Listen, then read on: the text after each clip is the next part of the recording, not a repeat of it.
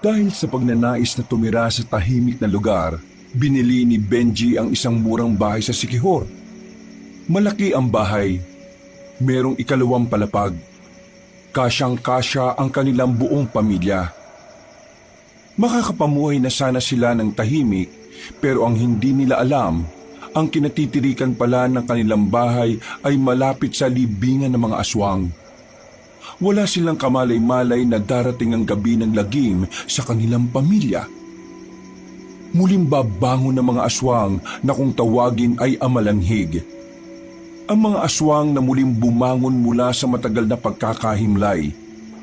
Malalagay sa panganib ang kanilang pamilya. Mabuti na lamang ay isang amaso ng babae ang darating para tulungan sila.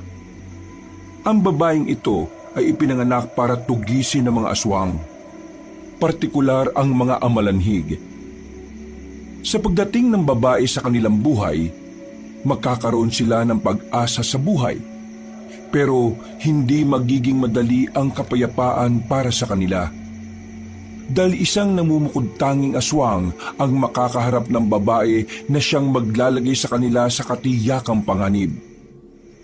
Ano nga kaya ang mangyayari sa kanila? Kayanin pa kaya silang protektahan ng dalaga? O baka sama-sama na rin silang mamamatay sa lupain ng mga aswang?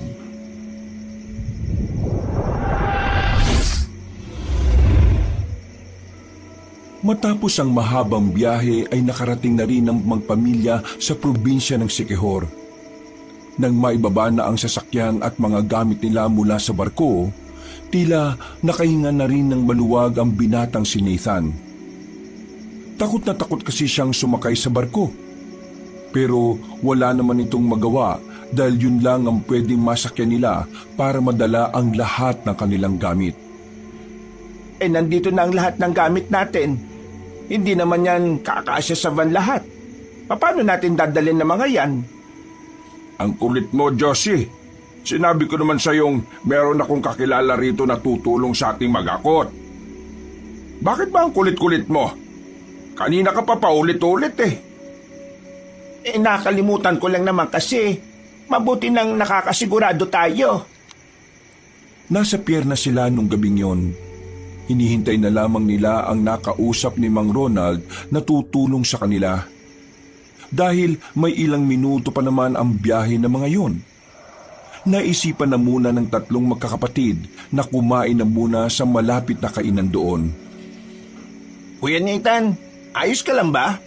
Pulang-pula mukha mo. Nangyari sa'yo? Tatanungin mo pa ng ganyan, alam mo namang hindi sanay sa barko yan. Wala ka talagang galang no? Nagtatanong lang naman Masama ba yun? Buti pa, umorder ka na lang. Kapag ako napikon sa'yo, baka sapakin kita bigla dyan. Oo, huwag kayong mag-away dito. Baka nakakalimutan nyo, hindi na to Maynila Siquijor na to. Ano naman, kahit makarating pa kami sa Mars, kung gusto ko sapakin ang mukha nito, gagawin ko. Bumili ka na, bilisan mo. Naiirita ako sa mukha mo. Oo na, ang pikon mo naman. Umayo na lamang si Owen at lumapit sa counter. Sila na lamang ang bukod-tanging customer sa malaking kantin na yon. Kaya naman, agad din naman silang nakakuha ng kakainin nila. Bilisan nyo kumain Nagbabantay sila papa at mama doon. Alam niyo ba ang chismis? Chismis na naman. Palalaki mong tao, hilig mo sa ganyan. Ay, hindi pala to chismis. Ang tawag pala rito ay churi. Churi ng ano? Churi raw sa... May aswang. Ikaw talaga. Buwan ka na naman siguro, no? Nakarinig na naman siguro ng mga kwento galing sa mga kaklase niyang weirdo. Weirdo with glasses na walang ibang ginagawa kundi mag-aral lang. Hindi ko naman sinabi na totoo mga yun. Sasabihin ko lang naman kung ano yung mga nasagap ko sa social media. Hindi naman kasi lahat ng nababasa mo totoo. Matuto ka rin piliin yung mga kung anong paniniwalaan mo. Napakawalang kwenta ng pinag-share mo sa amin. Nanahimik na lamang ang binatang si Owen. Nang matapos na silang kumain, ay binalikan na rin nila ang mga magulang nila. Hindi rin nagtagal, dumating na rin ang kakilala ng kanyang ama na si Berto. May dalang malaking truck yun na siyang hahakot ng mga gamit nila. Kaya naman hindi na nila kinailangan pang magsakay ng kahit na anong gamit nila sa van. Ay, salamat at nakalis na rin sa mabawong pier. Kung makasabi to ng mabaho mas mabaho pa nga school ninyo kapag umuulan. Amoy hasang ng isda na nabubulok. Ay, manahimik na kayo. Puro na lang kayo bangayan. Hambalusi ko kayo nitong hawak ko Pa, for good na ba tayo rito? Sigurado na kayo sa desisyon ninyo? Sandali pang lumingon si Nathan habang nagmamaneho. Agad namang sumagot sa kanya ang iritadong tinig. Isa ka pa.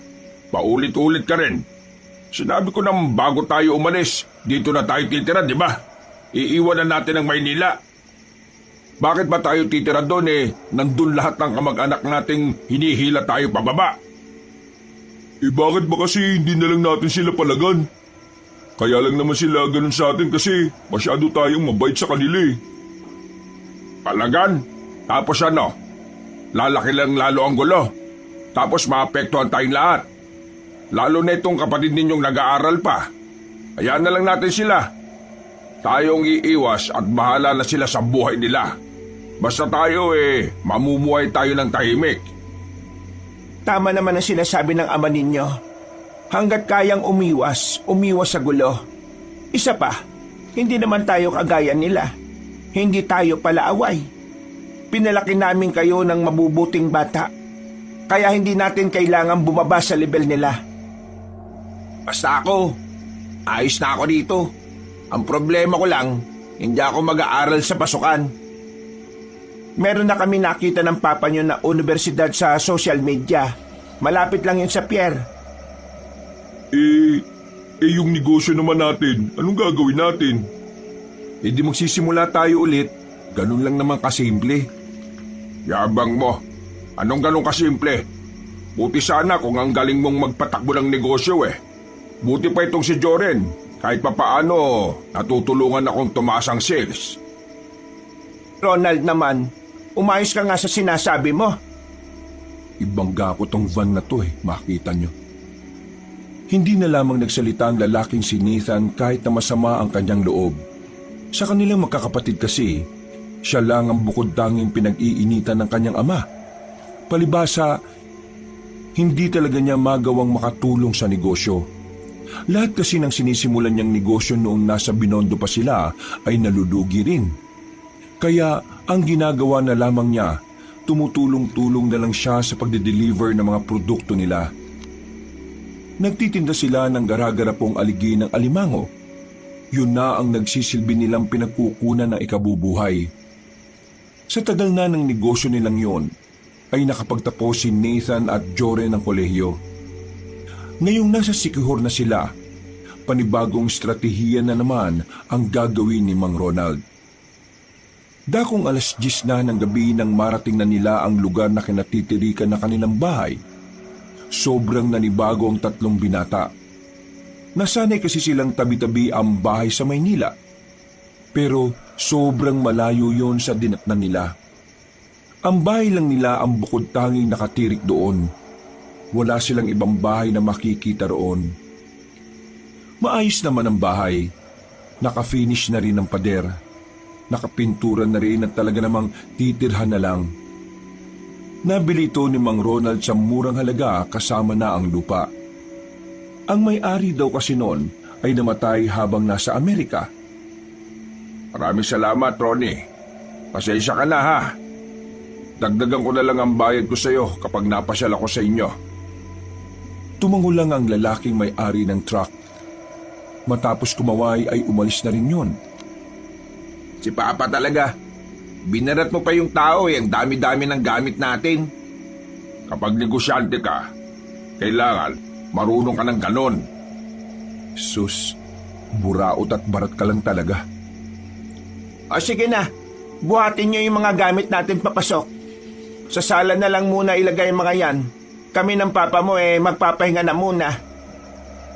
Sus, maglalabing-labing lang kayo Tumigil ka nga sa sinasabi mo. Kita mo ang tatanda na namin. Hindi na nga tumitigas ang Oops, Tama na, iba na yan. Binuhat na lamang nila ang kanilang mga gamit. Medyo nangihina pa si Nathan nung mga sandaling yon. Ramdam pa rin kasi nila ang pagkahilo dahil sa sobrang haba ng kanilang binyahe. Mag-aalas 12 na nang maayos na nila ang kanilang mga gamit. Naiakyat na rin nila lahat sa kada silid. Lilinisin na lang nila yon. Kinabukasan, habang nagbibihis si Nathan sa kanyang silid, sumilip sa kanya ang sinundan niyang kapatid na si Joren. Kuya, okay ka lang? Ha? Bakit? Tungkol dun sa mga sinabi ni Papa kanina. Okay lang naman ako. Hindi ko kailangan mag-alala. Sorry kasi lagi ka nalang nadadamay. Sus, para kang timang. Kasi lagi ka nalang kinukumpara sa akin ni Papa. Nagigilty kaya ako. Hindi mo naman kasalanan na talagang mas magaling ka kaysa sa akin, no? Alam mo rin naman, di ba, nung una pa lang, wala akong interes sa pagninegosyo. Tumutulong lang ako sa inyo kasi kailangan. Hindi ka ba nagagalit sa akin? Hindi, bakit naman? Kahit na minsan? Hindi nga, ulit. Salamat sa pangunawa mo, kuya. Wala yun. Dapat nga ako magpasalamat sa iyo eh. Kasi kahit minsan nasusungitan kita, you're still asking me if okay lang ako. Siyempre naman, kuya ka namin Siya nga pala, bukas ng umaga, puntahan agad natin yung pwesto na pagtatayuan ng factory natin ha. Kasi sa Makalawa, darating na rin naman yung mga machine. Sabi ni Papa lumang warehouse daw yun. So, kaunting kalikot na lang siguro yun. Okay, good yun. Lumabas na muna ng silid niya si Joren. Kahit na papaano ay gumaan na ang kanyang pakiramdam. Si Joren kasi talaga ang pinaka-close niya kaysa kay Owen. Madalas siyang makasundo si Joren sa maraming bagay. Napapangiti na lang siya dahil alam niyang may nakakaintindi rin pala sa kanya. Si Joren ang nagiging sandalan niya kapag lagi siyang dinadaon ng sarili niyang ama. Maya-maya lang, minabuti na lamang ni Nathan na matulog na. Hanggang sa mga sandaling yun kasi ay nahihilo pa rin siya. Nang mahiga siya, ay hindi na niya namalayang unti-unti na pala siyang nakatulog. Nakalimutan niya pang isarado ang bintana, kaya dakong 3:00 ng madaling araw ay nagising siya dahil sa lamig. Ginaw, utik. Isinara niya ang bintana. Ang kaso, hindi na siya inaantok. Naisipan na lamang niyang tumungo sa baba. Pumunta siya sa kusina. Pagbukas niya ng ref, wala pa itong kalaman-laman maliban na lamang sa tubig. Naganap na lamang siya ng kape at saka nag-init ng tubig. Habang tulala sa takure, sa hindi malamang dahilan ay parang may narinig si Nathan na parang humihiyaw. Mahina lang ang naririnig niya, kaya nasisiguro niyang medyo malayo yon sa kanila. Ang hiyaw na yon ay parang tinig ng isang taong tila nahihirapan. Pero nakakatakot din ang dating nito para sa binata. Ha? Ano kaya yun? Narinig mo rin? Ay, tarantado! Ay, nagulat ka ba? Mukha bang hindi? Bigla-bigla ka na lang magsasalita dyan. Bakit gising ka pa? Kanina ko pa kasi naririnig yung parang hiyaw na yun Tingin mo, tao yun? Hindi ko nga alam Ngayon ko lang narinig. Alam mo yung hiyaw na parang nangingi ng tulong? Ganun yung naririnig ko. Baka lasing lang siguro yung naririnig natin. Lasing? Wala nga tayong nakikitang bahay na malapit sa atin Ewan ko. Hiya mo na. Mapapagod din yan. Oh, gusto mo ng kape? Oo, sabay mo na ako. Tumambay ang dalawa sa tapat ng bahay nila kung saan nakaparada rin ang kanilang van. Maya-maya lang din naman ay tumigil na ang naririnig nilang hiyaw. Kaya naman hindi na rin nila masyadong inintindi at binigyan ng kakaibang kahulugan yon. Nang sumapit na ang kinaumagahan, Sakay ng van ay lumarga si Nathan at Jored. Hindi naman kalayuan ng factory mula sa bahay nila. Pero dahil tamad na tamad silang maglakad, ginamit na lang nila ang sasakyan. Pagdating nila roon, meron silang inabutang matandang lalaki na nagtatabas ng mga ligaw na damo. May kasama itong batang lalaki na sa pagkakatingin nila ay nasa 10 taong gulang pa lang. Mawalang galang na po, pero sino kayo? Kayo ba ang nakabili ng warehouse na ito? Opo, kami nga po. Kayo, sino po kayo? Ako yung kapatid ng dating may-ari ng warehouse na ito. Nandito lang naman kami para tanggalin yung mga ligaw na damo. Bilin kasi sa akin ng kapatid ko bago siya namatay linisin ng paligid ng warehouse para kapag gagamitin nyo na maganda na. Si Mang Eloy po namatay na? Nung nakaraan buwan lang kausap lang siya ng tatay namin Bago ito ay binenta ng kapatid ko sa inyo. May sakit na siya. Yung perang kinita niya rito, ginamit niya sa pagpapagamot. Pero wala rin namang nangyari. Hindi rin niya kinaya. Ganun po ba? Nakikiramay po kami. Ano pong pangalan ninyo? Ako si Pedring. Ito naman kasama ko yung apo ko, si Yang Yang. Magandang umaga po sa inyong dalawa, mga kuya. Magandang umaga rin sa iyo, Yang Yang. Ang bait mo naman. Tinutulungan mo ang lolo mo. Mang Pedring, hindi nyo na siguro kailangan gawin yan. Kasi hindi naman kasama yan sa binayaran namin Kami na lang po magkakapatid ang tatabas sa mga damo. Kaya nga po, mapapagod po kayo niyan Nako, ayos lang naman. Ginagawa ko ito kasi ito ang huling hiling ng aking kapatid sa akin. Baka multuin ako doon kapag hindi ko ginawa. Sige, ganito na lang po. Pagkatapos naming i-check ang loob, tutulungan po namin kayo. Kayo ang bahala. Pero maraming salamat kung ganon. Nginitian nila ang maglolo at saka dumiretso na rin sila papasok ng warehouse. May kalakihan ng warehouse na yon pero mahahalatang lumang-luma na. May ilang parte na rin kasi ng haligi na kinakalawang na. Nilibot nila ang warehouse. Inalam nila kung saan magandang ilagay ang mga makina na darating para sa paggawa ng produkto nila.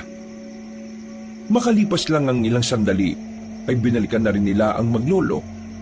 Tinulungan nilang magtabas ng damo. Kakaunti na lang naman ang mga ligaw na damo kaya halos 1 oras lang din nilang tinanggal. Diyos ko, meron pa talagang pang-almusal. Maraming salamat. Dapat lang naman po. Kung tutusin kami na dapat ang gumagawa ng pagtatabas Pero tinulungan nyo kami. Siguro sobrang mahal po ninyo yung kapatid ninyo. Sobrang mahal? Ay, oo. Sobra-sobra. Siya ang sandalan ko mula binata pa ako. Parang kagaya ninyo. Nakikita ko ang sarili namin sa inyong dalawa. Uhulaan ko. Malapit kayong dalawa sa isa't isa, no? Opo. Ang galing niyo pong manghula Marunong kasi akong bumasa ng mga kilos. Nakikita ko kasi na parang close na close kaya. Mang Pedring, maiba lang po tayo po. Tagasan po ba kayo rito? Wala po kasi kaming nakikita ang kabahayan rito Ay, meron namang kabahayan dito. Itong likuran ng warehouse kapag dinaretso niya, may makikita kayong lumang tulay. Tawid kayo ron. Tapos kaliwa. May mga bahay na roon. Pero kakaunti lang din. May supply naman ng kuryente dito sa atin kahit na liblib kaya maliwanag ang mga daan sa gabi. Natanong ko lang po para po kapag may mga gusto kaming itanong, gaya na lang ng saan makakabili ng kung ano-ano, kayo na lang po ang pagtatanungan namin. Wala naman problema. Kung ayos nga lang sa inyo sumama kayo sa amin ngayon sa bahay. Pakakainin ko kayo ng masarap na tinola. Hindi na po. Magluluto na rin kasi maya-maya si mama ng pagkain namin. Baka magtampo kung uuwi kaming busog. Sa susunod na lang po, sigurado yan. Kung sa bagay, alam naman natin ang mga nanay, maramdamin ang mga yan. May tanong pa po nga pala ako. Bigla ko lang pong naalala eh. Ano ba yun, iho? Meron po ba kayong narinig kagabi na humihiyaw? Parang taong nahihirapan eh. Sa sinabing yun ni Joren, natahimik sandali ang matandang si Pedring. Siniko naman ni Nathan si Joren para sawayin. Para kasi kay Nathan, hindi yun ang tamang pagkakataon para pag-usapan ng mga ganoong bagay. Nako, pasensya na po kayo ha. Ito kasing utol ko minsan wala sa hulog eh. Kapag may naririnig kayong ganon, o mga tunog na hindi pangkaraniwan, huwag na lamang kayong lalabas ng bahay. Sa hindi malamang dahilan, bigla na lamang nagtindigan ang balahibo ng dalawa. Kahit itago nila, makikita ang kaba sa kanilang muka. Ano pong ibig niyong sabihin? Hindi naman natin alam kung ano ang nasa paligid natin, hindi ba? Kaya tayo na lang ang iiwas. O paano? Kailangan na namin bumalik sa amin. Maraming salamat ulit sa inyo at sa pagkain, ha? Sige po. Maraming salamat din po. Inilalayan na ng batang si Yang Yang ang matanda. Naglakad na rin ang mga yon paalis. Sa puntong yon, parehong napaisip ang magkapatid sa sinabi ni Mang Pedring. Hindi nila maintindihan kung ano ang nais nitong tumbukin, pero hindi nila maiwasang hindi kabahan. Baka naman tinatakot lang tayo ni Mang Pedring kasi bago tayo. Akala niya siguro gala tayo ng gala kaya ayun. Pwede rin naman na kaya niya sinabi yon. Para magpirmi tayo sa bahay kapag gabi. Mismo. Hayaan mo na nga. Sundin na lang natin yung sinasabi niya kasi siya naman ang taga rito eh. Matapos ang kanilang usapan, ay bumalik na lang ang dalawa sa van. Pagbalik nila sa bahay nila, galit na naman kay Nathan ang kanyang ama. Pagbaba pa lang nila ng sasakyan, ay sumalubong na kagad ito sa gate. Hindi ka talaga nag-iisip kahit kailan, no?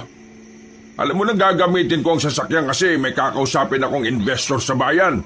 Dinala niyo pa talaga yung sasakyan. Pa, pinunta namin yung warehouse. Diyos ko! Pwede niyong lakarin eh. Sumakay pa kayo. Ang tatamad niyo naman. Ikaw ang kuya. Dapat ikaw ang may common sense. Kahit kailan talaga di ka maasahan. Akin na kayo susi. Alis na ako. Pambihira. Late na ako, oh. Napapailing na lamang si Nathan ng mga sandaling yon. Kahit na nararamdaman na naman niya ang inis para sa kanyang ama, ay hinayaan na lamang niya. Pero hindi niya talaga maintindihan kung bakit parang lagi na lang mainit ang ulo nito. Kahit na wala naman siyang kapalpakan, lagi itong iritado sa kanya. Tinapik na lamang siya ni Joren sa balikat. Pumasok sila sa loob ng bahay at naupo sa sofa. Nung araw na yon, buong maghapon nang sira ang araw ni Nathan. Hindi niya magawang ngumiti. Ayaw na rin niyang magsalita dahil baka makahanap na naman ng pagkakataon ng kanyang ama para magalit sa kanya. Lumipas pa ang ilang araw. Maayos na rin ang warehouse. Naroon na rin ang mga makina at gumagana lahat. Malinis na rin ang loob.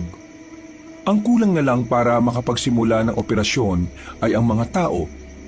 Pero ilang araw na silang naghahanap ng mga trabahador, pero kahit ni isa ay walang may gustong mag-apply. Kahit taasan pa nila ang pasahod, walang pumapatos. Hindi malaman ni Mang Ronald kung ano ba talaga ang problema, kaya lalo na naman itong naiirita. Lumabas na lang ng bahay si Nathan para hindi siya mapag-initan. Habang nakasandal sa van habang naninigarilyo, nakita niyang napadaan si Mang Pedring. May dala-dala itong mga saging na nakasako. Joren! Nathan po. Si Jordan po yung isa sa kasama ko nung nakaraan. Ay, pasensya na. Magkamukha kasi kayong dalawa kaya ako nalilito. Ay, kumusta na? Napansin ko yung warehouse nyo. May mga makina na sa loob. Simula na ba kayo? Huminga ng malalim ang binatang si Nathan at sabay silang napatingin sa bahay nila nang marinig na sumigaw si Mang Ronald. Tatay ko po yun. Gigil na naman. Naiinis siya kasi ang hirap makahanap ng mga tao na tatao sa warehouse eh. Kahit na taasan namin ng sahod, walang pumapatos. Hindi ko nga rin po alam kung anong problema eh. Lugar. Po? Yun ang problema. Lugar. Dahil ba nasa probinsya? Hindi. Dahil sa mismong kinalalagyan ng warehouse. Ano naman pong problema dun? Nasabi na ba sa iyo ng papa mo na ayaw talagang ibenta ng kapatid ko ang warehouse sa kanya? Wala naman pong nasabi. Teka, akala ko ba gustong ibenta ng kapatid mo ang warehouse kay Papa? Walang balak ang kapatid kong ibenta ang warehouse. Gusto na lang niya sana na abandonahin. Ang kaso nga, nagkasakit siya. Tapos itong papa mo, pinilit siya ng pinilit. Sinabihan na siya ng kuya na hindi nga maganda ang pwesto. Pero itong papa mo ang mapilit. Desperado na siya sa warehouse. Tinamad na yatang humanap ng iba. At saka siguro kaya nagpumilit ang papa mo. Kasi malapit dito ang bahay ninyo. Ibig sabihin, pinilit lang talaga ni Papa ang kapatid nyo? Oo. Ginamit na lang din ng kapatid ko kasi kailangan niya ang perang pampagamot. Ano ba kasing meron? Kapag sinabi ko ba sa iyo ay maniniwala ka? Sandaling nanahimik si Nathan. Nakatingin lang siya sa mukha na matandang si Pedring. Seryoso ang mukha nito. Bagay na nakakadagdag sa kurisidad ng binata. Interesado si Nathan kaya kahit medyo nawiwirduhan, itinuloy niya ang usapan. Sige po, sabihin niyo po. Padabog na bumukas ang kanilang pintuan at lumabas ang kanyang amang si Ronald. Nathan! Ano ba ginagawa mo dyan sa labas? Sa halip na tinutulungan mo kami mag-isip nakikipagkwentuhan ka ba dyan? Napakawalang kwenta mo. Oo na po, papasok na ako. Wala talaga kayong pinipiling pagkakataon no? Anong sabi mo? Nakita niyo naman pong may kinakausap ako, sinisigaw-sigawan niyo ako ng ganyan. Anong tingin niyo sa akin, bata? Ano ba naman kayo? Huminahon nga kayo? Itong awatin niyo si Papa. Lagi na lang tong galit sa akin kahit na wala naman akong ginagawa masama. Paano hindi magagalit sa'yo? Sumasakit na ang ulo ko kakaisip paano makakahanap ng mga tauhan sa factory. Ikaw naman tong petiks-petiks lang. Pasarap ka. Ikaw pa naman ang panganay tapos hindi ka naman maasahan. Sinong gaganaan na tulungan ka? Kung lagi mong dinadaan sa init ang ulo mo. Kung lagi mong dinadaan sa init ang ulo lahat ng bagay. Ba't sumasagot ka ba talaga? Tama na kasi! Hindi niyo ba ako naririnig? Ikaw sabi mo yung panganay mo ha? Kapag ako napuno dyan, sinasabi ko sa iyo, Josie! Pumasok na matandang si Ronald sa loob ng bahay. Si Mang Pedring naman ay sumenyas na lang kay Nathan na aalis na. Hindi na tuloy nasabi na matanda kung ano man ang problema sa lugar na kinatitirikan ng warehouse. Kuya, kalma ka na. Ako na lang muna kakausap kay Papa. Ikaw naman din kasi sana, hindi mo na pinatulan. At kasalanan ko pa ngayon. Nagsalita lang naman ako kasi hindi ko na matiis yung trato niya sa akin May kausap ako Pinahiya niya ako. Tinrato niya akong parang bata sa harap ng kausap ko. Bakit parang kasalanan ko pa ngayon? Pinapalagpas ko na nga yung mga masasakit na salita na sinasabi niya sa akin Ngayon lang ako umalma kasi hindi na talaga tama. Bakit? Kasalanan ko bang walang gusto maging tauhan natin? Sino ba kasing nakaisip na pumunta rito? Ako ba? Kung sana hindi siya duwag na palagan ng mga kapatid niya, hindi naman tayo mapapadpas sa lugar na to. Di sana maayos ang buhay natin sa Maynila. At hindi ganitong nag-a-adjust na naman. Hindi ko kasalanan na duwag siya, no? Sa akin lang siya matapang eh. At mas lalong hindi ko kasalanan kung bakit siya nahihirapan ngayon. Lahat na nangyayari ngayon, dahil sa mga desisyon niya. Sinampal ni Aling Josie si Nathan. Dahil sa gulat, hindi na nakapagsalita pa ang binata. Lumabas na lang ito ng kanilang gate. Hindi niya alam kung saan siya pupunta. Gusto niya lang magpakalayo-layo. Ya, sandali! Uy! Wait lang, hintayin mo ako! Sa bilis ng lakad ni Nathan, ay mabilis silang nakalayo sa bahay nila. Hindi na nila alam kung saan papunta ang daan na yon. Basta gusto lang maglakad ni Nathan. Uy, saan ka ba pupunta? Konti na lang pose ng ilaw dito. Sige na, bumalik ka na. Gusto ko mapag-isa. Mapag-isang pinagsasabi mo. Delikado na oh, walang katao-tao. Walang dumadaan tapos ang dilim pa. Tumigil si Nathan at saka napakamot sa ulo. Bumuntong hininga na lamang ito. Nakakainis na kasi. Okay lang na mainis. Basta, sasamahan kita. Baka mamaya mapano ka pa rito. Alam mo naman na hindi tayo taga rito, di ba? Pasensya na. Hindi ko na rin talaga kaya yung ugali ng tatay natin eh. Hindi na nakakatuwa. Okay lang naman sa akin. Naintindihan ko naman yun eh. Kahit di naman ako, maiinis na rin. Kaya naman gusto mo ngayon? Tambay muna tayo? Pahangin? O ano? Pupunta muna ako sa factory. Mas masarap ang hangin dun. Ano, sasama ka ba? Oo naman oh. Naglakad na lamang ang dalawa patungo sa kanilang factory. Hindi naman yung kalayuan. Pero sa dinaanan nila ay walang liwanag. Nasira ang ibang poste ng ilaw. Kaya naman, kahit na hindi naman paniwalain ng dalawa sa mga nakakatakot na bagay, hindi nila maiwasang hindi mailang at matakot. Pakiramdam nila, habang tinatahak nila ang daan, para bang mayroong mga matang nakabantay sa kanila. Kuya, balik na tayo. Natatakot ka, no? Hindi ah. Sakit na kasi ng paa ko eh. Sus, dahilan mo. Malapit na tayo, oh. Nang matanaw na nila ang factory ay medyo nabawasan na rin ang kanilang kaba. Maliwanag na roon dahil iniiwan talaga nilang bukas ang ilaw sa labas. Umupo na muna sila sa gilid. Dumukot ng sigarilyo si Nathan at saka lighter.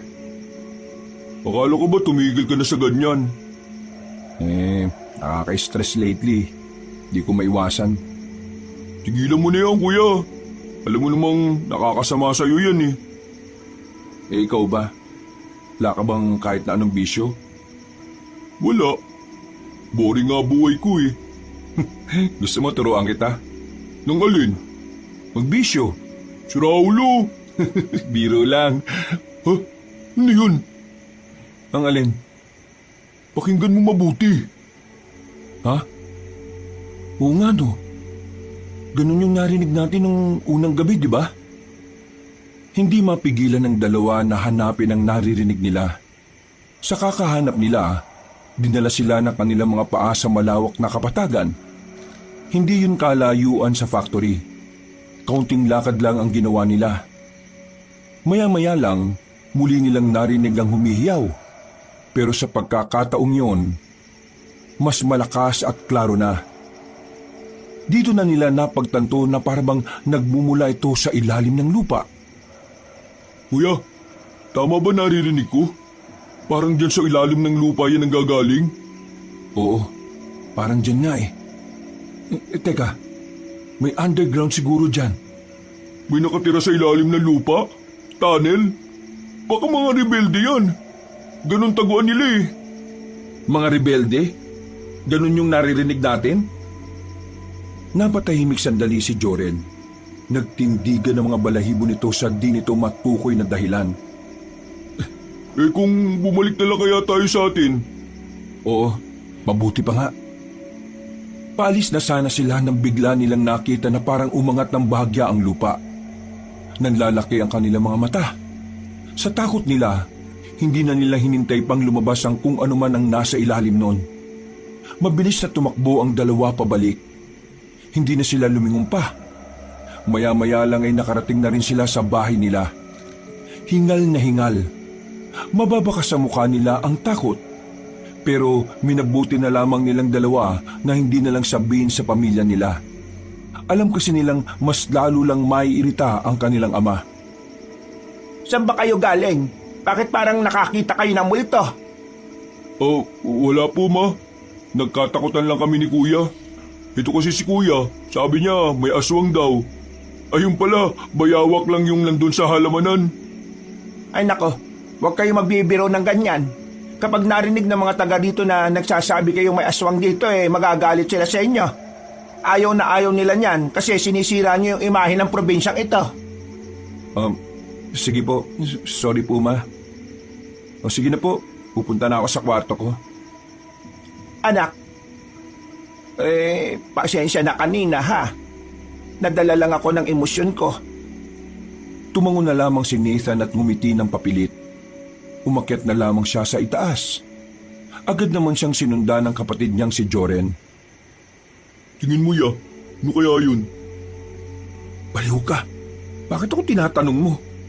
Pakiramdam ko talaga may kakaiba dun eh. Alam ko na, kung tanungin natin si Mang Pedring bukas. Ha? Ano naman kinalaman ni Mang Pedring dun? Kanina kasi, bago kami nagkasagutan ni Papa, may sasabihin dapat si Mang Pedring sa akin. Tungkol yun sa dahilan kung bakit walang napatos sa hiring natin. Tingin ko talaga may something sa area natin dito. At tingin ko, may nalalaman tungkol dito si Mang Pedring. O sige, puntaan natin bukas. Total, wala naman tayong gagawin eh. Dahil sa pagkasabik, agad na natulog ang dalawa. Maaga silang nagising kinabukasan. Nagtaka ang kanilang ina kung saan sila pupunta. Maging ang tatay nilang si Ronald na nagbabasa ng dyaryo ay napatingin din. Sinabi na lamang ni Jory na hahanap sila ng paraan kung papaano makakakuha ng tao. Hindi naman na sila pinigilan ng kanilang ina. Tingin ko, dapat isama natin si Owen. Mahilig yun sa ganito eh. Wag na, ignorante yun. Baka sabihin niya pa kay Papa at Mama kung saan tayo nagpupunta. Tayo na lang. Sa halos patakbo na nilang lakad ay narating na rin nila ang factory. Pero dinaanan lang nila yon. Sinunod nila ang direksyong itinuro sa kanila ni Mang Pedring nung una nilang nakausap yon.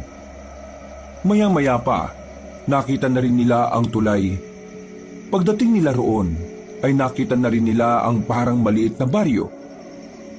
Merong kabahayan na magkakalayo. Kaunting lakad lang nila, natanaw na nila ang batang si Yang Yang na naglalaro sa bakuran. Nilapitan nila kagad yon. Yang Yang!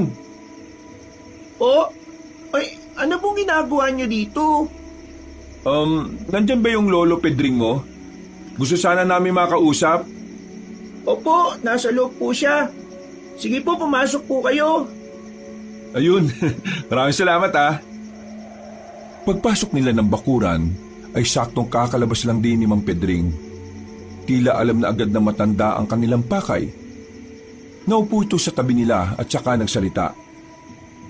Interesado ka sa download na sasabihin ko, ano, Nathan? Opo, Mang Pedring. Pwede bang ituloy nyo ngayon? Ngumiti ng pilit ang matanda at saka sandaling ininom ang tiyaan nito. Tumingin ito sa labas at sinimula ng pagsasalita. Ang lugar ang problema kaya wala kayong mahanap na tao na magtatrabaho para sa inyo. Alam kasi ng iba kung anong meron sa area na yon. Ano nga po? Huwag niyo na po kaming bitinin. Malapit sa dating warehouse na ngayon ay factory nyo na ang libingan ng mga aswang. Sa hindi mapaliwanag na dahilan, kahit na hindi naman naniniwala ang dalawa sa mga aswang, nagtayuan ang kanilang mga balahibo. Pinagpawisan sila ng malamig. Mga aswang na namatay na lang nang hindi na ipapasa ang kanilang pagiging aswang sa mga kamag-anak nila. Matagal na silang nakahimlay doon. Ang sabi ng ibang matatanda na nauna sa akin sa lugar na ito, panahon pa raw ng mga Kastila. Ang mga katawan nila ay hindi naaagnas, hindi inuuod. Higit sa lahat, hindi rin nabubulok. Yun ay dahil meron pa silang gustong gawin sa mundo na hindi nila nagawa noong nabubuhay pa sila. At yun nga ay ang pagpapamana ng kanilang pagiging aswang. Muli silang mabubuhay pagdating ng panahon. Kailangan nilang matapos ang hindi nila nagawa noon. Kapag hindi pa rin nila nagawa yun ngayon, maghahasik sila ng lagim. Ang mga tao ang pagbubuntungan nila. Hindi nakapagsalita ang dalawa. Kitang-kita ang takot sa mukha ng magkapatid. Makailang ulit na rin napalunok ng laway dahil sa kaba. Bakit hindi man lang kayo nagtaka? Bakit hindi niyo ako kinontra? Kagaya ng inaasahan kong magiging tugon niyo na gaya na lang ng hindi naman totoo ang aswang. Gawa-gawa lang ng tao ang aswang. Panakot lang yan sa mga bata. Bakit nga ba? May nalaman siguro kayo, ano? Sa totoo niyan, Mang Pedring, nung gabing nandito kami, nakarinig kami ng kakaibang hiyaw. Hanggang sa natuklasan namin na nanggagaling ang hiyaw na yon sa ilalim ng lupa, sa malawak na kapatagan na malapit sa factory namin. At hindi lang po yan. Kagabi, narinig na naman po namin. Nang puntahan namin, nakita namin na parang umangat yung lupa dun. Munti ka nang mabitiwan ni Mang Pedring ang hawak-hawak nitong tasa. Bumakas na rin sa mukha ng matandang lalaki ang kakaibang takot. Bakit po ganyan ang reaksyon ninyo? Totoo ba ang sinasabi ninyo? Opo, hindi po kami nagsisinungaling. Kung totoo ang sinasabi ninyo, baka wala ng bisa ang ritual na ginawa ko maraming taon na ang nakalilipas. Dali, sumama kayo sa akin. Kailangan kong makita ang lupa. Nagmamadali silang naglakad patungo sa malawak na kapatagan. Pagdating nila, nakita nilang parang may bungkal ng lupa roon. Narinig nilang napamura si Mang Pedring. Hindi ito maaari. Bakit po? Ano po bang nangyari? Sabihin niyo sa amin. Bumago na ang isang aswang na kung tawagin ay Amalanhig. Ang mga aswang na namatay na muling nabuhay. Hindi ito maganda. Mamayang gabi, baka bumago na rin ang iba pa. Kailangan ko magsagawa ng panibagong ritual. Kung hindi, makakapaghasik sila ng kasamaan. Nathan, kailangan mo kausapin ang ama mo. Kailangan niyo nang umalis dito sa lalong madaling panahon. Kung hindi kayo aalis, maaari kayong mapahamak. Sa oras na makabago na ang mga Amalanhig, hahanapin nila ang mga kamag-anak nila. At kapag hindi nila yon natagpuan, kailangan na nating maganda. Tayong mga tao ang sisisihin nila at pagbubuntungan nila. Tingnan nyo, lumapit kayo. Kabaong ng aswang ang nasa ilalim. Silipin nyo! Marami pa yan kung bubungkalin ito. Pero bakit ba kasi nagkaroon pa ng libingan ng mga aswang dito? Kainis naman oh. Matagal na yan dyan. Hindi ko sila magalaw-galaw noon. Hindi rin pwedeng sunugin. Ang sabi sa akin ng tatay ko, kapag ginalaw ang bangkay nila, mas mapapadali ang kanilang pagkabuhay. Ano pong paraan para mapatay sila? Ang espada na kung tawagin ay Urka. Po? Urka? Espada yon ng mga sinaunang babae rito sa probinsya natin. Mga Amazon na sila. Ang problema, hindi ko alam kung saan matatagpuan yon. Kung hindi natin makita ang espadang yon, anong mangyayari? Wala nang ibang paraan para mapas lang sila kung hindi yun lang. Putya talagang buhay to. Hindi ko pa nga tapos yung problema ko kay Papa. Dadagdag pa ito. Problema ngayon, paano natin makukumbinsi si Papa na umalis na tayo rito at iwan tong negosyo natin? Kailangan nyo siyang pilitin.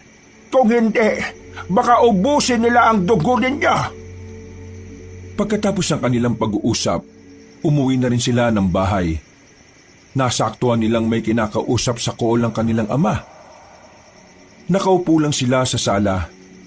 Hindi nila alam kung papaano tiyempo. Hindi sila mapakali. Napansin na sila ng bunso nilang si Owen. Lumapit ito sa kanila at nagtanong. Pareho ba kayo nagtatae? Kanina pa kayo di mapakali. May banyo naman. Tingnan yung mga sarili nyo, oh. Pawis na pawis. Di naman mainit. Hoy, kung wala ka masasabing maganda, pwede ba huwag mo kaming guluhin? Lo, kayong dalawa lang ba magkapatid? Pansin ko talaga, lagi kayong magkasama tapos lagi nyo akong iniiwan. Galit ba kayo sa akin? Eh paano? Lagi kang nasa kwarto mo. Laro ka ng laro sa cellphone mo. Hindi naman siguro mahirap maggaya, di ba? Kaya ko naman tumigil muna eh, di ba? Please Owen, hayaan mo na muna kami mag-isip, pwede ba? Kailangan namin makausap si Papa at kailangan namin siyang makumbinse. Kasi kung hindi, Kung hindi mamamatay tayong lahat. Nagkatinginan si Nathan at Joren. Nagtataka sila sa sinabi ng kanilang kapatid. Pagtingin nila sa mukha nito, alam nilang meron na rin itong nalalaman. Sinundan ko kayo kanina, pagkatapos nyo. Ako naman ang kumausap dun sa matanda. Sinabi niya rin lahat sa akin. Kung ganon, huwag ka na munang maingay ha.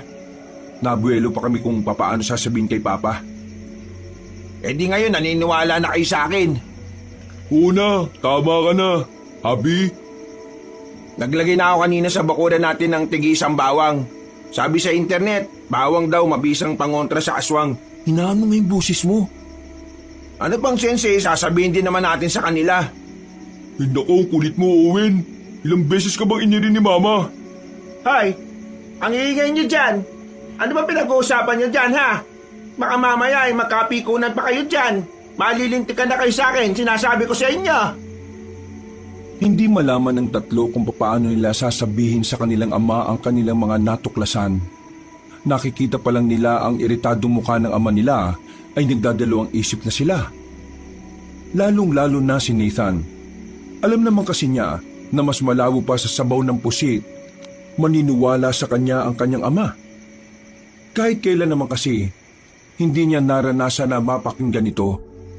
Kaya naman, ipinaubayan na niya sa dalawa niyang kapatid ang tungkol dito. Pero maging ang dalawa ay wala rin namang lakas ng loob. Natapos na lang ang pakikipag-usap ni Mang Ronald sa call ay wala pa rin silang masabi. Tikom pa rin ang kanilang mga bibig. Sa pag-aalinlangan nila, hindi nila nababantayan ang oras. Inabot na sila ng tanghali. Lumagpas na ang pananghalian at ngayon, 2 oras na lang ay kakagat na ang dilim. Nasa iisang silid ang tatlo habang nagtatalo kung sino ba talaga sa kanila ang magsasalita para sa kanilang ama. Ikaw na kasi magsabi kay kuya, ikaw ang panganay eh. Gumagamit ka ba talaga ng utak mo? Kailan mo ba kami nakita ni Papa na nagkasundo? Ibig sabihin lang nun, hindi siya maniniwala sa akin. Puro ka kasi online game eh, kaya yung utak mo hirap ng gumana eh. Eh kesa naman ako, tingin mo maniniwala sa akin yon? Oo, paborito ka nun eh. Pinagsasabi mo. Paborito ka naman talaga nun eh. Hindi mo ba napapansin? Laging kaming dalawa lang ni Jordan ang napapagalitan. Samantalang ikaw, kahit ang dami mo ng katangahan na nagagawa sa buhay mo, ayos na ayos ka lang. Ano ba talagang problema mo sa akin, kuya? Sa akin mo lagi binubuntun yung galit mo. Kasalanan ko ba kung hindi ka talaga paborito ni Papa? Uy, umigil na nga kayo. Manahimik na kayo. Kung hindi nyo kayang sabihin kay Papa, ako na lang magsasabi. Para kayong tanga. Tayo na nga lang magkakapatid eh. Hindi pa tayo magkasundo. Alam nyong nasa alanganin ng lagay natin dito dahil nga sa mga aswang na yun. Kaya dapat magkaisa tayo. Sige na, pasensya na. Eto kasi. Lumapit na tayo kay Papa. Wala na magsasalita ah. Ako na lang ang kakausap sa kanya. Anong oras na? Mag-alas 6 na. Sabi ni Mang Pedring, gabi babangon yung mga nasa libingan ng mga aswang. Sabay-sabay silang lumabas ng silid. Pagkababa nila sa sala, nakita nilang kalmado na ang kanilang ama habang may sinusulat sa malaking notebook. Lumapit silang tatlo. Napatigil naman ng kanilang ama at tumingin sa kanila. Ano? May nahanap ba kayong papasok sa factory natin? Pa, tungkol dyan, may gusto sana akong sabihin sa inyo. Kung makakabuti yan sa negosyo natin, bakit hindi mo sabihin kaagad? Ang totoo niyan pa, Hindi po ito makakabuti sa negosyo natin eh. di makakasama yan. Ano bang punto ng pag-uusap na to? Kaligtasan nating lahat pa. Yun ang gusto kong sabihin. Teka nga, ano mo sinasabi mo? Ang gulo-gulo mo eh. Diretsahin mo nga ako. May kaaway na naman ba tayo rito? Pa, kailangan na nating umalis sa lugar na ito ngayon din. Simulan na natin mag-impake at bumalik na lang tayo sa Maynila. Doon, safe tayo kahit kaaway natin ng mga kamag-anak natin. Nasisiraan ka na ba ng ulo? Nahahawa ka na dyan kay Nathan eh. Kakasama mo sa taong yan. Oh, ako na naman ang nakita. Pa, pakinggan mo ako. Itong sasabihin ko para sa kapakanan ng pamilya natin. Pa, may mga aswang dito sa area na ito. Nakalibing sila at unti-unti na silang nabubuhay ulit. Kapag hindi nila nahanap ang mga kamag-anak nila, tayo mga tao ang pagbubuntungan nila. Mga amalanhigang tawag sa mga aswang na yon. Mababangi sila pa. Kapag hindi tayo umalis dito, mayayari tayong lahat. Mamamatay. Manahimik ka nga! Sa galit ng kanilang ama, ay naibato nito ang ballpen at ang sinusulatan nitong notebook sa kanila. Tila nandilisik ang mga mata nitong nakatingin kay Joren. Parang kakaunti na lang, masasapak na nito ang binata kahit yun pa ang paborito nitong anak. Joren, tinatarantado mo ba ako? Pa, nagsasabi ako na Sagutin mo ako! Tinatarantado mo ba ako? Pa, hindi. Yun naman pala eh. Ano tong pinagsasabi mo, ha? Anong nangyayari sa utak mo? Ano na naman bang pinagsasabi sa iyo ng kuya mo? At bakit yan mga lumalabas sa bibig mo parang siraulo? Pinagsasabi mong aswang. Nakatira ka ba, ha? Hindi normal na sinasabi ng isang tao yan eh. Kung hindi ka kumbinsido, sasamahan ka namin doon sa sinasabi naming libingan ng mga aswang. Makikita mo rin yung bungkal na lupa kung saan bumaunang... Isang malakas sa sampal ang natanggap ni Joren mula sa kanyang ama. Nagulat si Nathan at Owen. Hindi nila inakala na magagawang sakta ni Mang Ronald ang pinakapaborito niyang anak. Agad namang inawat ni Nathan ang kanyang ama. Hinila si Joren palayo at siya ang humarap dito. Kung hindi mo kayang paniwalaan ang sinasabi ni Joren, huwag ka nalang manakit.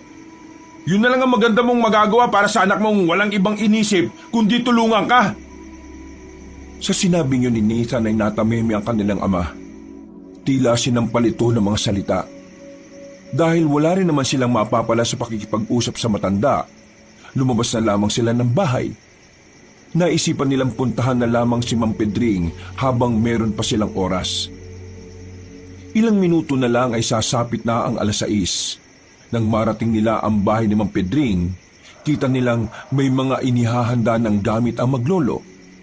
Nang akalain nilang aalis na ang mga yon, ay agad silang lumapit. Mang Pedring, aalis na ba kayo?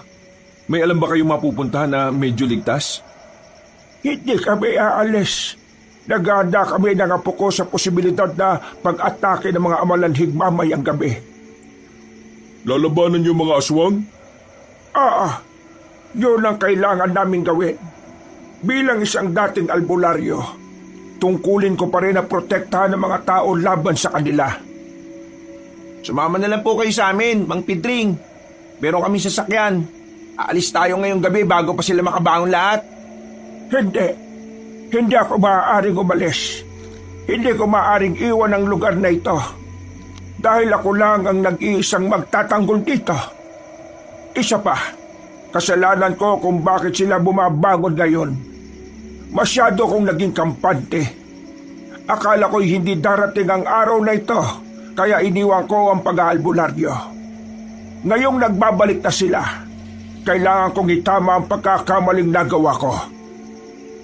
Paano nyo sila lalabanan? Dalawa lang kayo, matanda ka pa. Bata naman tong si Yang Yang. Ako na ang bahala roon. Basta kayong magpamilya, kayo ang dapat umalis. Madadamay pa kayo sa sumpa ng lugar na ito. Sige na, maganda na kayo. Iandaan nyo na ang pag-alis ninyo. Kapag sumapit na ang dilim, hindi na natin alam kung kailan sila pupunta sa atin. Kaya mas mainam nang umalis kayo kaagad. Nagmamadali silang bumalik ng kanilang bahay. Sinabi na nila sa kanilang ina ang tungkol sa mga nangyayari, ngunit kahit si Aling Josie ay hindi rin kumbinsido. Kahit na naniniwala naman ito sa mga aswang, hindi ito basta-basta naniniwala kung sabi-sabi lang. Kaya nagagalit sa inyong ama ninyo eh. Puro kayo kalokohan. Ma, hindi kami gumagawa ng kalokohan. Totoo ang sinasabi sa amin. Mula doon sa kwento naming naririnig namin na may nahiyaw, hanggang doon sa libingan ng aswang ay totoo. Walang imbento doon. Bakit bang hirap niyong maniwala sa mga anak ninyo? Kailan ba kayo maniniwala? Kapag may namatay na sa atin? Mama, ikaw na lang ang pag-asa namin para makumbinsi si Papa na umalis tayo ngayon. Ilang minuto na lang gabi na. Sumasapit na ang gabi. Wala na tayong oras. Mama, ako na ito si Owen, yung anak niyong hindi marunong magsinungaling mula bata pa. Ngayon sinasabi ko sa inyo, totoong sinasabi nila kuya. Bumuntong hininga ang kanilang ina. Medyo naging kalmado na rin ito. Hindi pa man ito 100% kumbinsido, pero sinubukan na nitong pakinggan ang sinasabi ng 3 binata. Oo na. Sabihin na natin totoo ang sinasabi ninyo. Pero anong gagawin natin sa ama ninyo? Iwan na natin. Uy kuya, huwag kang nga magsalita ng ganyan. Alam kong may sama ka ng loob sa kanya pero tatay pa rin natin siya, no? Parte siya ng pamilya natin. Siya ang haligi. Oo, tatay nga natin siya. At ang isang ama, mas uunahing isipin ang kaligtasan ng pamilya kaysa sa negosyo niya. Tingnan mo nga kung anong ginagawa niya. Walang pakialam. Umalis pa ng bahay. Inuna ang negosyo at hindi naniniwala sa atin. Ngayon, siya ba ang ama na gusto mong isama natin? Na gusto mong hintayin natin na pumayag? Pero kung totoo nga sinasabi ninyo, mapapahamak ang papa nyo. Wala na tayong magagawa kung ayaw niyang sumama. Sinasabi mo bang okay lang na mamatay si papa basta makatakas tayo? Tanga ka talaga no? Tingin mo sa akin sobrang masamang tao? Hindi ko sinasabing ayos lang na mamatay siya. Kahit na ayoko sa kanya, ayoko rin naman na mabawasan tayo ng isa. Pero ang gusto kong puntuhin, hindi tayo pwedeng mamatay lahat. Ang kailangan natin, mabuhay. Ma, sang-ayon ako kay Kuya. Wala namang balak si Papa na makinig eh. Kung hihintayin pa natin siyang pumayag, baka mabutan na tayo ng mga amalanhid dito. Ang lapit lang nila mula rito sa bahay natin. Pero hindi ko kayang mawala ang papa ninyo. Ano bang mahirap intindihin doon? Kung gusto nyo makaligtas, sige na, mauna na kayo. Sasamahan ko ang papa nyo rito. Ma, huwag kang tatanga-tanga. Uy kuya, bunganga mo si mama yan. Tama na. Walang patutunguhan ang usapan natin kung magtatalo tayo. Sige na, may naisip akong paraan. Sandali silang huminahon. Napapailamos na lang si Nathan sa kanyang mukha sa sobrang stress. Kuya, Owen, pumunta kayo mamaya sa libingan ng mga aswang. Magbantay kayo ron. Ako naman, susubukan kong kumbinsihin si Papa. Kapag hindi siya pumayag, ako nang bahalang gumawa ng paraan. Basta kapag nakita niyong may mga bumangon doon, tawagan niyo kagad ako ha. Ako nang bahala kay Papa. Bumalik kayo kagad at sumakay ng van. Aalis tayo kagad. Tumango-tango na lamang si Nathan at Owen. Makalipas ang ilang minuto ay dumating na rin ang matandang si Ronald. Si Nathan at Owen naman ay pumunta na rin sa libingan ng mga aswang. Nakaupo lamang ang dalawa sa di kalayuan. Hawak-hawak nila ang isang malaking flashlight. Kuya, sorry kanina. Sige na, okay lang. Anong sige? Hindi ka ba magsosorry sa akin? Eh di sorry. Hirap sa yung taas din ng pride mo eh. Kahit alam mo namang may nagawa kang mali, mahirap bang magpakumbaba kuya? Hoy, wag mo ko simulan ha, nagbabantay tayo. Ngayon ko na sasabihin to, baka hindi mo pa to marinig kapag ako yung namatay mamaya. Alam kong nahihirapan ka sa ginagawa sa'yo ni Papa. Pero wag mong idamay ang ibang tao sa sama ng loob mo. Lalo na ako. Wala naman akong kasalanan sa'yo eh. Di ba? Kanina binastos mo pa si Mama. Nagbabago na ugali mo kasi dahil dyan sa sama ng loob mo. Hindi ka naman dating ganyan eh. Oo, naiintindihan ka naman namin dahil di kayo okay ni Papa. Pero kuya, ikaw ang pangalawang haligi ng tahanan natin. Kailangan mo maging maayos. Hindi ka ba nahihiya kay Kuya Joren? Parang mas matanda pa siya sa'yo eh. Wala kang alam kaya huwag kang magsalita, pwede ba? Yun ang problema. Wala akong alam. Wala kaming alam. Kasi, alam mo kung bakit?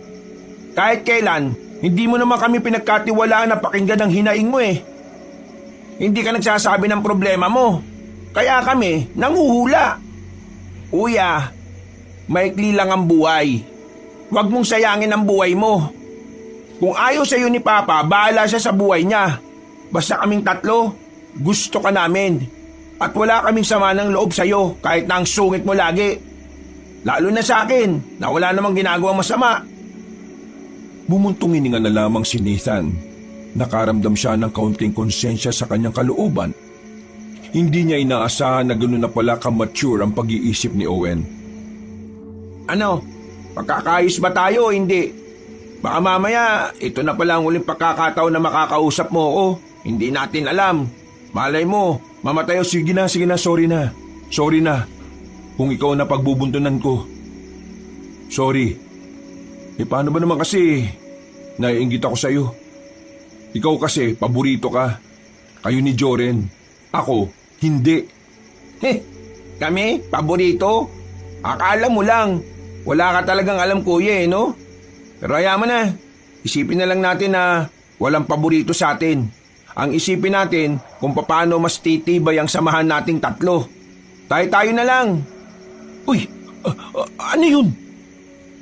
Nanlalaki ang mga mata nilang dalawa nang makarinig sila ng mga hiyaw na nagmumula sa ilalim ng lupa. Nakita na rin nilang tila umaangat ang lupa na parabang anumang oras ay may babangon na mula roon. Sa sobrang pagkawindang ay sandali pa nilang minasdan yon. Hanggang sa nakita na lang nilang may lumalabas ng kamay sa lupa. Nasundan pa yon sa kabilang parte. Uy, kuya! Tawagan mo si Kuya Joren, bilis! Nagmamadaling kinontak ni Nathan ang binatang si Joren at agad din namang yung nakasagot sa kanyang tawag. Joren, bumabango na sila! Nadapa pa si Owen nang simulan na nilang tumakbo. Binalikan nito ni Nathan at saka hinila paalis. Pagdating nila sa bahay, naabutan nilang nakikipagtalo pa si Aling Josie kay Mang Ronald. Talagang ayaw makinig sa kanila na matandang lalaki.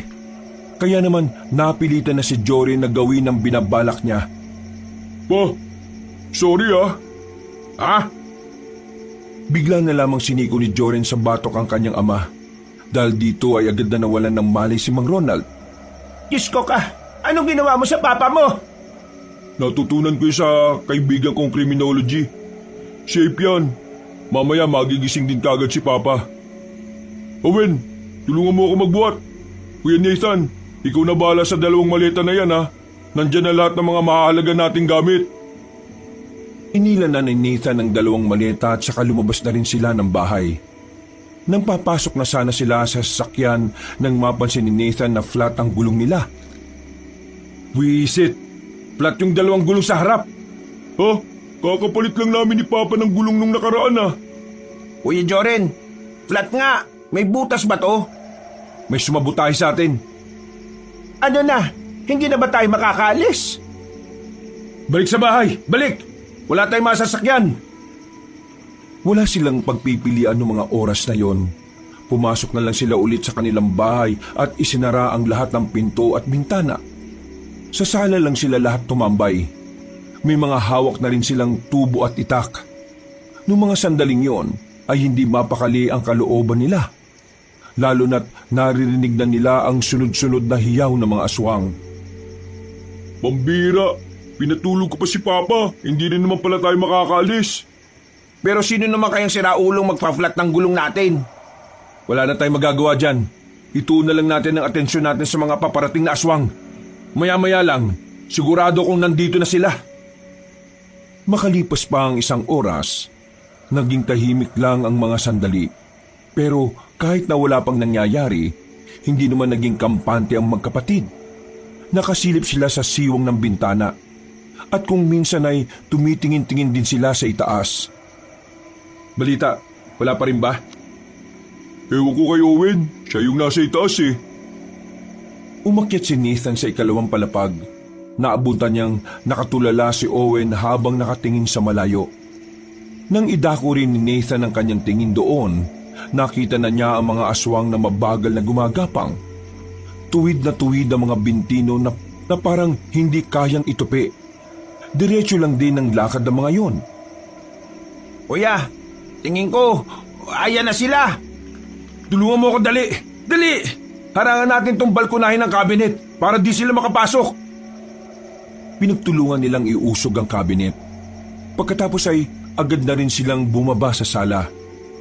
Nang sabihin na nila ang tungkol sa mga paparating na aswang, tila nanlambot ang kanilang ina. Ang kanilang ama naman ay walang kamalay-malay. Masarap ang tulog nito sa sofa. Owen, dali mo si Mama sa stockroom natin, dali! Kami na muna ni Jory ng bahala rito. Sigurado ba kayo? Oo, ang mahalaga si Mama. Protekta mo si Mama. Pumwesto na sa pintuan ng binatang si Nathan at Joren. Mga ilang sandali lang, nakarinig na lang sila ng mga angil. Nang sumilip sila ulit, nakita nila ang tila mga bangkay na muling nabuhay. Nakakapanayo ng balihibo ang kanilang mga itsura. Dahil sa kaba, pinagpapawisan ng malamig ang dalawa. Lalong humigpit ang hawak nila sa tubo at itak. Huminga sila ng malalim, hanggang sa napadistansya sila sa pintuan nang makita nilang kumalubog na yon. Pagtingin nila sa bintana, nakita nilang binabangga-bangga yun ng mga amalanhik.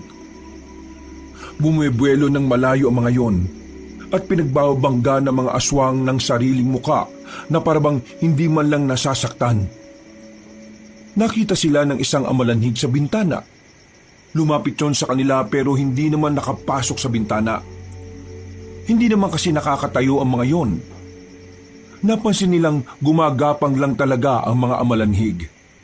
Kuya, mukhang di sila nakakatayo. Pero hindi pa rin tayo dapat maging kampante. Ang sabi ni Mang Pedring, mabilis ang mga amalanhig kahit na gumagapang lang sila. Hindi na malaman ng dalawa kung anong kanilang gagawin. Lalo na nang makita nilang parang malapit nang masira ang kandado ng pintuan. Maya-maya pa, bigla na lamang nagising ang matandang si Ronald. Nagtataka itong bumangon nang makitang may hawak na itak at tubo ang dalawa. Narinig din ito ang mga nilalang sa loob. Ano bang nangyayari? Pa, pumunta ka ng stockroom. Nandun sila Mama at Owen. Ano ba kasing nangyayari? Sino bang mga nasa labas? Gusto mo bang mamatay? Kung ayaw mong mamatay, sumunod ka sa amin. Nandito na yung mga nilalang na ayaw mong paniwalaan. Sumilip sandali si Mang Ronald sa bintana. Maging ito ay napangangan na lamang nang makita ang mga nakakatakot na nilalang. Walang ano-ano, agad itong pumunta sa stockroom. Naiwan ang magkapatid doon. Iharang natin ng sopa! Wisit! Wala na silang nagawa nang masira na ng mga amalanhig ang pintuan. Bumungad na sa kanila ang mga nakadapang aswang. Amoy na amoy nila ang nabubulok nitong katawan. Nakakasulasok. Nakakadagdag pa sa kanilang kilabot ang inilalabas na amoy nito. Manda ka na! Mabilis yan! Biglang gumapang isang aswang palapit sa kanila. Pinalo naman yun kaagad ni Nathan ang hawak niyang tubo. Napatigil lang yun, pero wala namang nangyari. Sabay-sabay na sana silang lulusobin ng mga amalanhig nang marinig nilang nagbagsakan ng mga aswang sa labas. Nakita nila roon ang isang babaeng may hawak na espada na kulay berde ang talim. Sa isang iglap lang, napaslan na ng babae mga aswang sa labas. Walang kahirap-hirap, ni hindi man lang nagalusan ng dalaga. Pumasok yun sa loob ng bahay at hinilalang palabas ang mga napatay nitong aswang. Pagkatapos, lumapit yun sa dalawang binata para kausapin. Wala bang nasaktan ng nasugatan sa inyo? Wala naman. Maraming salamat sa ginawa mo Pero sino ka? Anong pangalan mo? Ohana ang pangalan ko. Galing sa pamilya ng Amazona. Ako na lang ang natitirang tagatugis ng mga amalanhig sa probinsyang ito. May mga kasama pa ba kayo? Kailangan na nating umalis dito. Teka, hindi pa ba tapos ang problema natin? Napatay mo na yung mga aswang Mali kayo ng pagkakaintindi. Kahit ang matandang nakausap ninyo, ay wala ring alam sa lawak ng libingan nila. Anong ibig mong sabihin? Matagal ko nang inaasahan na mangyayari ito. Dahil alam ko, marami sila. Sa likuran ng bahay na ito, kaunting lakad lang, may makikita kayong malaking puno at dun sa paligid nun, puro libingan na ng aswang. Isang buong kagubatan. Anak ng tupa. Ano ba ang gagawin natin para matalo sila? Sa pamamagitan nitong espadang urka, kaya ko silang patayin. Pero mag-isa lang ako. Nahihirapan ako kung sabay-sabay sila. Isa pa, kailangan kong ilikas sa mga taong nandito. Uunahin ko ang kaligtasan nyo bago ko sila labanan. Biglang lumabas na sila Mang Ronald sa stockroom. Nagtataka pa itong tumingin sa dalaga. Nang sabihin ni Nathan na kailangan na nilang iwan ang lugar na yon, umandar na naman ang pagiging makitid ng utak nito. Ang dali-dali lang sa iyong sabihin na iwan ang bahay at negosyo natin. Palibasa, wala ka namang inambag sa mga to kahit konti. Anong tingin mo? Madali ko lang naipunta ang mga ito? Ano bang mas mahalaga sa iyo pa? Yung mga ari-arian mo o ang pamilya mo? Mamili ka nga. Aba, talagang sinusubukan mo akong mamili ka. Kailangan namin marinig ang sagot mo. Uulitin ko. Pamilya o negosyo? Mamili ka! Ronald naman, huwag ka na magmatigas. Sumama ka na sa amin. Ang negosyo, kaya nating simulan ulit yan. Ang pera, napaghihirapan yan. Pwedeng kitain uli yan. Pero ang buhay, mawawala. Hindi mo na may babalik kahit magsikap ka pa. Kung hindi ka sasagot, iiwan ka na talaga namin dito. Kailangan na nating umalis. Nararamdaman kong bumabangon na rin ang ibang amalanhig. Hindi umalis na kayo. Seryoso ka ba pa? Hindi mo ba naiisip na mapapahama ka rito? Hindi ko kayang iwan na lang ang pinaghirapan ko ng ilang taon. Hayaan niyo na lang ako rito. Ronaldo naman, mas pinili mo pa talaga ang negosyo mo kaysa sa amin ng mga anak mo. Dahil ang negosyo na yon ang nagsalba sa atin noon. Pero hindi tayo kayang isalba niyan ngayon. Idilat mo ang mga mata mo. Huwag kayong bulag. Pa, sumama ka na sa amin. Kung hindi ka sasama, mapipilitan ako ulit gawin ang ginawa ko sa iyo kanina. Ma, sige na. Balikan na lang natin ang negosyo natin kapag naging maayos na ang lahat. Bumuntong hininga ang matandang lalaki. Hindi na ito nagmatigas pa. Nanahimik na lamang ito at hinayaan na lang na akayin siya ng kanyang asawa. Palabas na sana sila ng pinto nang biglang may isang lalaki na bigla na lang dumating. May hawak yung baril. Pinagbababaril sila sa harapan. Buti na lang ay nakadapa sila kagad. Walang yaka, matanda ka. Nilakaba ka. Ang sabi mo 1 linggo lang makakabalik agad ang inutang mong pera. Pero ngayon, wala pa. Dahil sa'yo, nalugi rin ang negosyo ko. Sinong lalaking yan? Nautagan ko para pondohan ng paghahanap ng trabahador. Hindi ko naman alam na ganyan pala siya kasira ulo. Pinagbababaril pa sila ng lalaki. Pero bigla na lang lumabas ang babaeng si Ohana. Naglakad ito palapit sa lalaki. Hindi yung tinatabla ng bala kahit direktang nakatutok na sa kanya ang baril. Iha, ano bang ginagawa mo? Hindi siya tinatamaan. May sa demonyo yata ang babaeng yan eh. Hindi. Dahil yan sa espadang hawak niya. Nakalapit ang dalaga sa lalaking may baril. Walang kahirap-hirap nitong inagaw ang baril at saka itinapon sa malayo. Binigwasan ni Ohana ang lalaki at sinuntok ng malakas. Nakatulog ang lalaki. Nawindang naman ang buong pamilya sa kanilang nakita. Wala na ba kayong reserbang gulong para magamit itong sasakyan ninyo? Wala na. Yan na lang eh. Siguro, siya yung nagpasingaw ng gulong natin. Wala tayong magagawa. Lalakarin lang natin ang daan paalis. Hindi ba delikado? Baka bigla na lang may aswang na umatake sa atin. Mas delikado sa bahay ninyo. Ang bahay ninyo ang una nilang pupuntahan kapag bumangon na sila. Sumunod kayo sa akin. Walang hiwalay kahit na anong mangyari. Sinimulan nila ang paglalakad. Nasa gilid lamang sila ng kalsada. Kahit na may kasama na silang Amazona na maaaring makapagligtas sa kanila, hindi pa rin maiwasan ni Nathan na hindi kabahan. Nag-aalala siya para sa kanyang mga magulang. Lalong-lalo na ang kanyang ina na hindi naman sanay sa mga tensyonadong sitwasyon. Hindi nagtagal, nakarating na rin sila sa warehouse. Lalapit na sana sila roon na makita nila ang isang amalanhig na nasa gilid. Pagtingin nito sa kanila, agad itong gumapang ng mabilis. Pero walang kahirap-hirap lang itong tinaga ni Uhana sa leeg. Kapag hinabol kayo ng amalanhig, umakyat lang kayo sa lugar na medyo mataas. Hindi na nila kayo maaabot. Hindi sila marunong gumapang pataas. Hindi rin sila marunong tumayo. Pumasok na muna sila sa factory. Hindi sila makaalis dahil bigla na lang nanlambot ang kanilang ina. Inatake na naman ito ng sakit nito. Yung gamot ni Mama. Nasa maleta, di ba? Naiwan sa van yung maleta. Pambihira.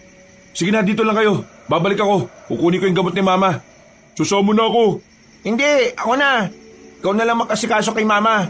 Ikaw yung marunong eh. O sige, mag-ingat kayo ha. Sandali. Bakit, miss? Dali nyo ito. Inabot ng babaeng isang maliit na supot ng telang itim. May lamang itong mga maliliit na bato sa loob. Para saan to? Matapang ang amoy niyan para sa mga aswang. Kapag dala nyo yan, mas maamoy nila yan kaysa sa inyo. Makakatulong yan para hindi nila kayo kagad makita o maramdaman kapag nagtatago kayo.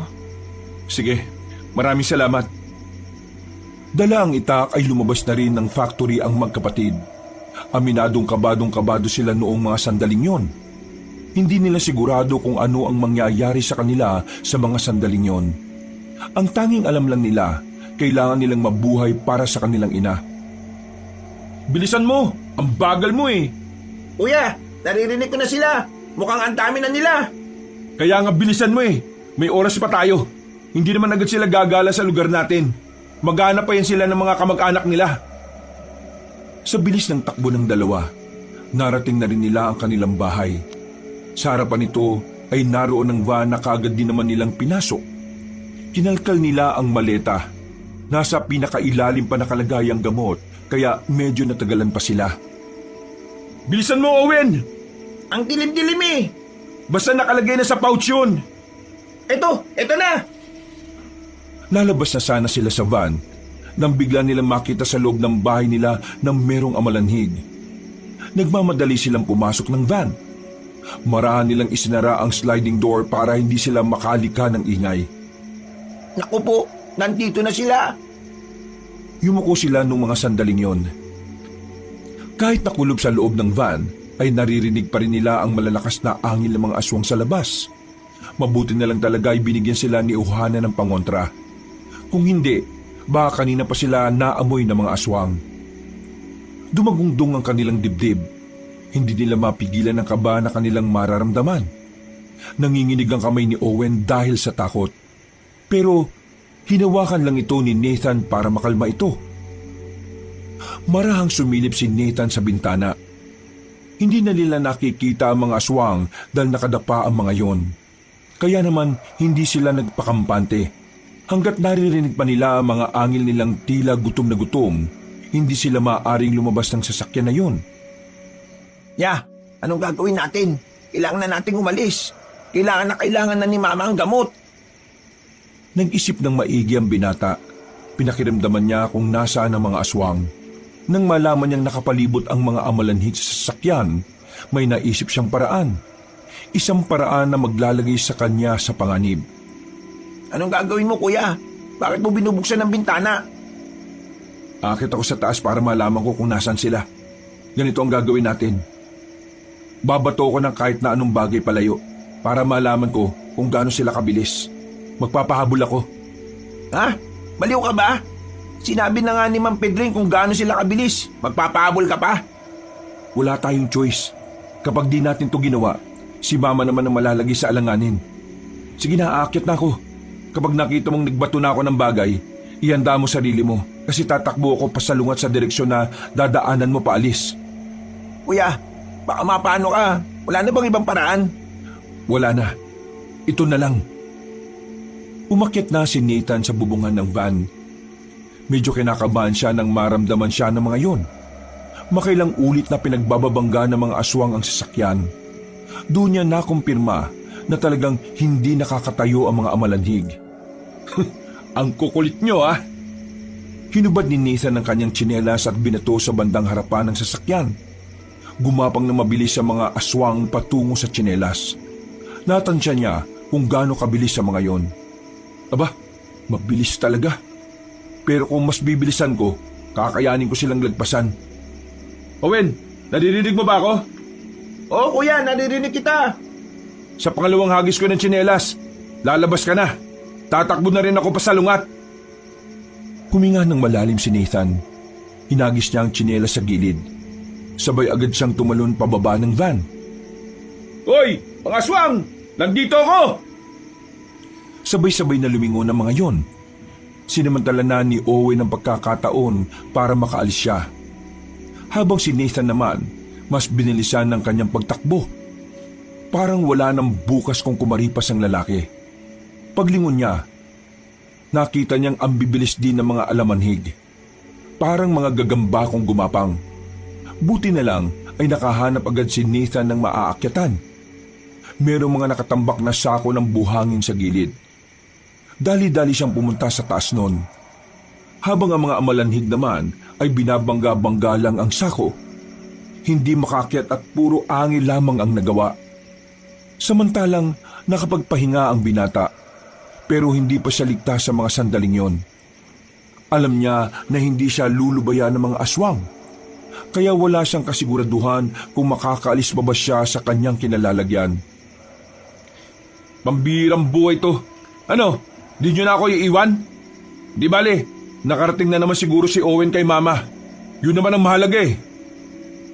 Bumuntong hininga na lamang ang binatang si Nathan. Nakatayo lamang siya roon. At habang tumatagal, nakakaramdam na rin siya ng ngalay. Kinakabahan na siya. Pakiramdam niya ay matutumba siya kapag tumagal pa siya nakatayo roon. Lumingon-lingon ang binata. Naghahanap siya ng malilipatan. Pero wala siyang makita. Tanging malinis na kalsada lang ang naroon. Nalintikan na talaga. Mawawala na sana ng pag-asa ang binata nang biglang may bumato ng gasera sa mga amalanhig. Mabilis na kumalat ang apoy sa mga aswang.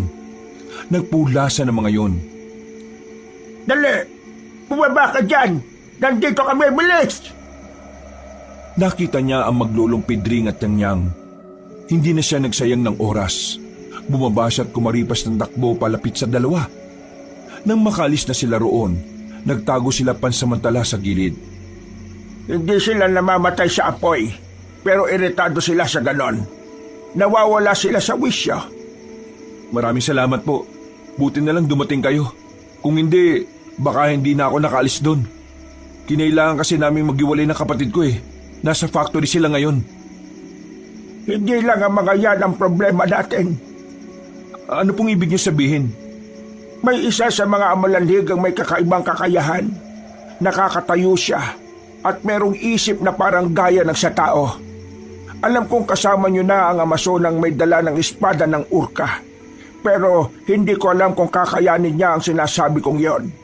Pero halika, puntahan natin ang mga kasama mo. Iikot lang tayo sa kabila. Madilim ang daan na tinatahak nila Nathan. Noong mga sandaling yun ay naririnig pa nila ang mga hiyawan ng mga aswang. Hindi matigil ang pagtindigan ng mga balahibo ni Nathan.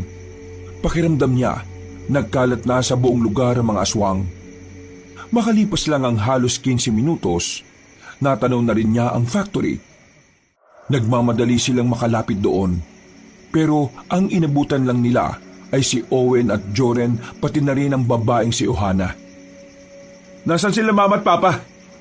May napadaan na truck ng gulay kanina. Isinama na namin sila ron. Bakit hindi pa kayo sumabay sa kanila? Hindi ka namin kayang iwan niya. Diyos ko naman oh. O siya, isipin na lang natin kung paano natin haharapin ang mga aswang. Ikaw pala ang Amazon ang nangangalaga sa espada ng urka. Anong pangalan mo, Iha? Uhana ang pangalan ko. Ang uling tagapangalaga ng espadang urka. Hindi na nagdalawang isip pa ang matandang si Pedring. Kinuwento na rin ito ang tungkol sa isang namumukod tanging aswang na may kakayahang mag-isip ng gaya ng sa tao. Kahit ang babaeng si Ohana ay nabigla rin. Pero hindi ito makikita ng kahit na kaunting takot. Sa halip, mas lalo pa itong ginanahan. Kung ganon, mas magagamit ko pala ang tunay kong kahusayan. Mawalang galag na pero alam mo na ba kung papaano gamitin ang tunay na lakas ng urka? Opo, matagal ko na itong inaral. Napatango na lamang si Mang Pedring. May tiwala naman ito kay Uhana. Pero nababahala lang talaga ito sa pwedeng mangyari. Lahat sila ay walang ideya kung gaano nga ba talaga kalakas ang kanilang kakalabanin. Pwede na kayong sumabay kung sakaling may mapadaan ulit na truck.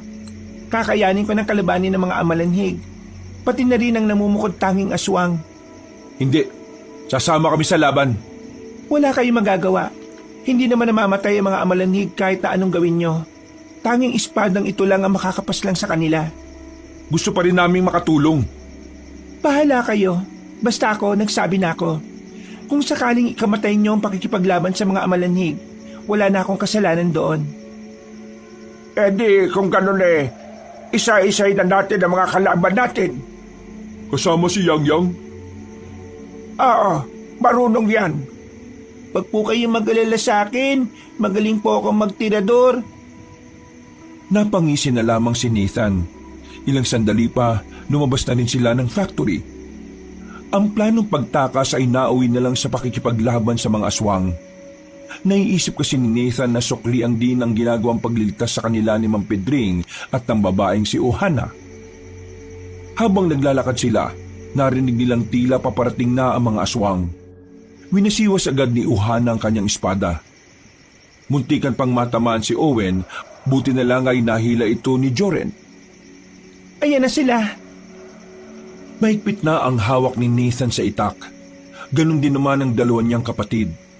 Nang lumusob na ang mga amalanhig, itunoon nila ng maigi ang kanilang atensyon sa pakikipaglaban. Kahit na anong gawin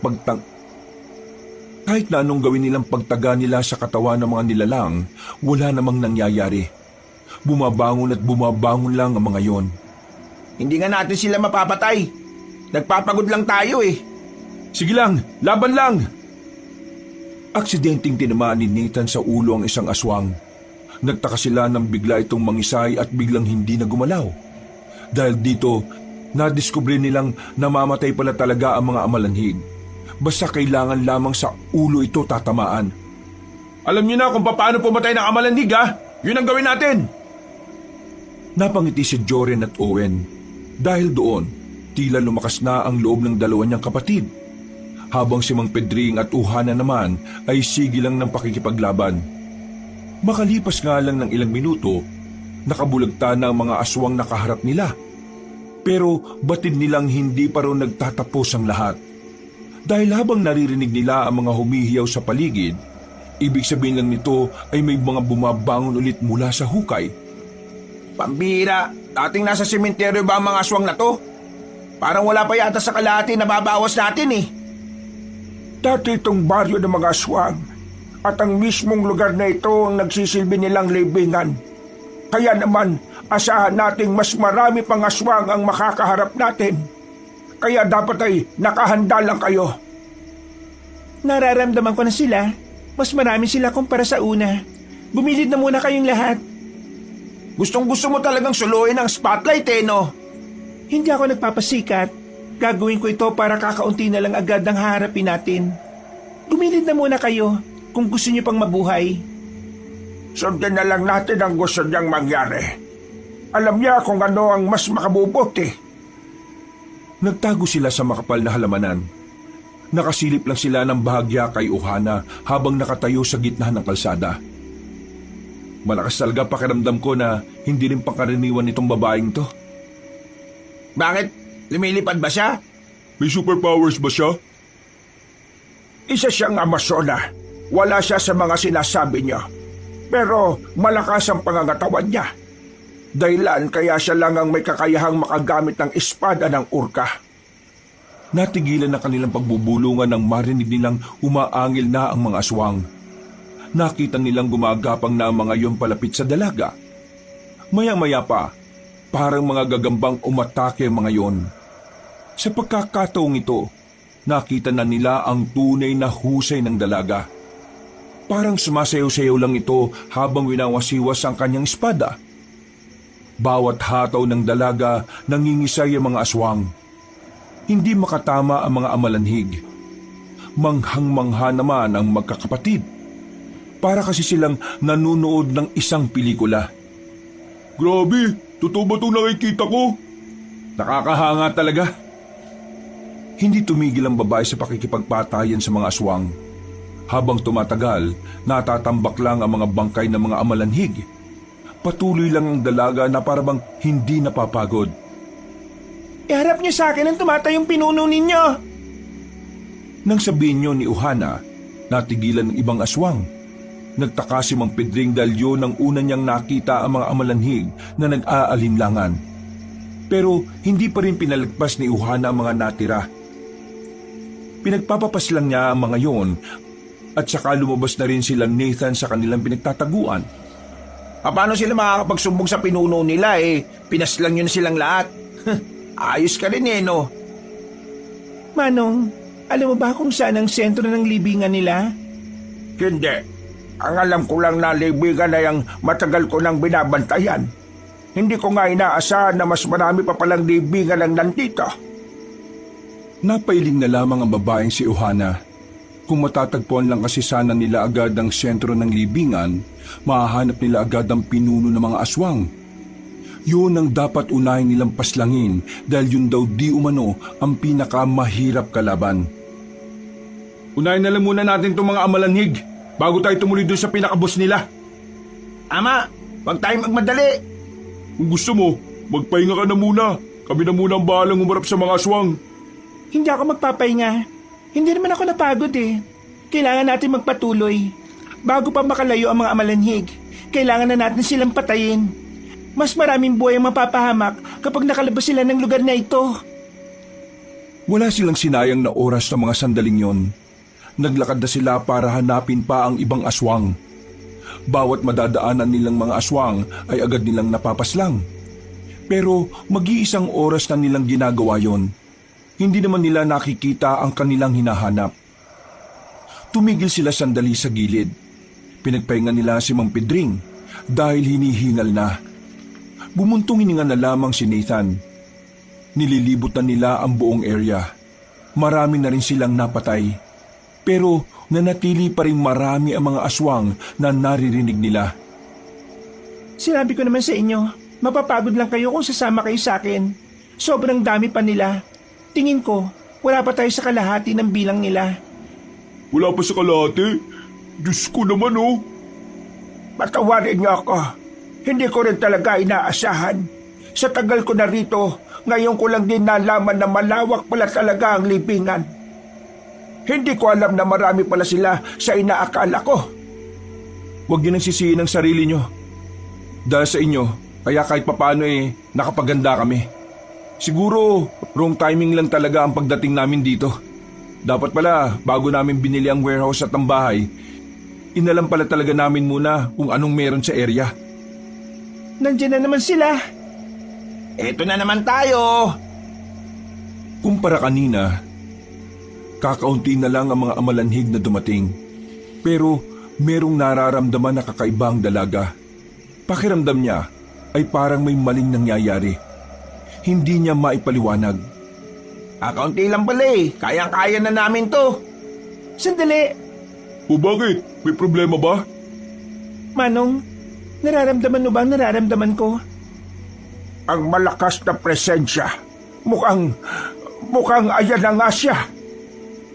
Kahit na hindi pa nakikita ng magkakapatid ang tinutukoy na matanda, otomatikong nagtindigan ang kanilang mga balahibo. Nanlamig ang kanilang palad.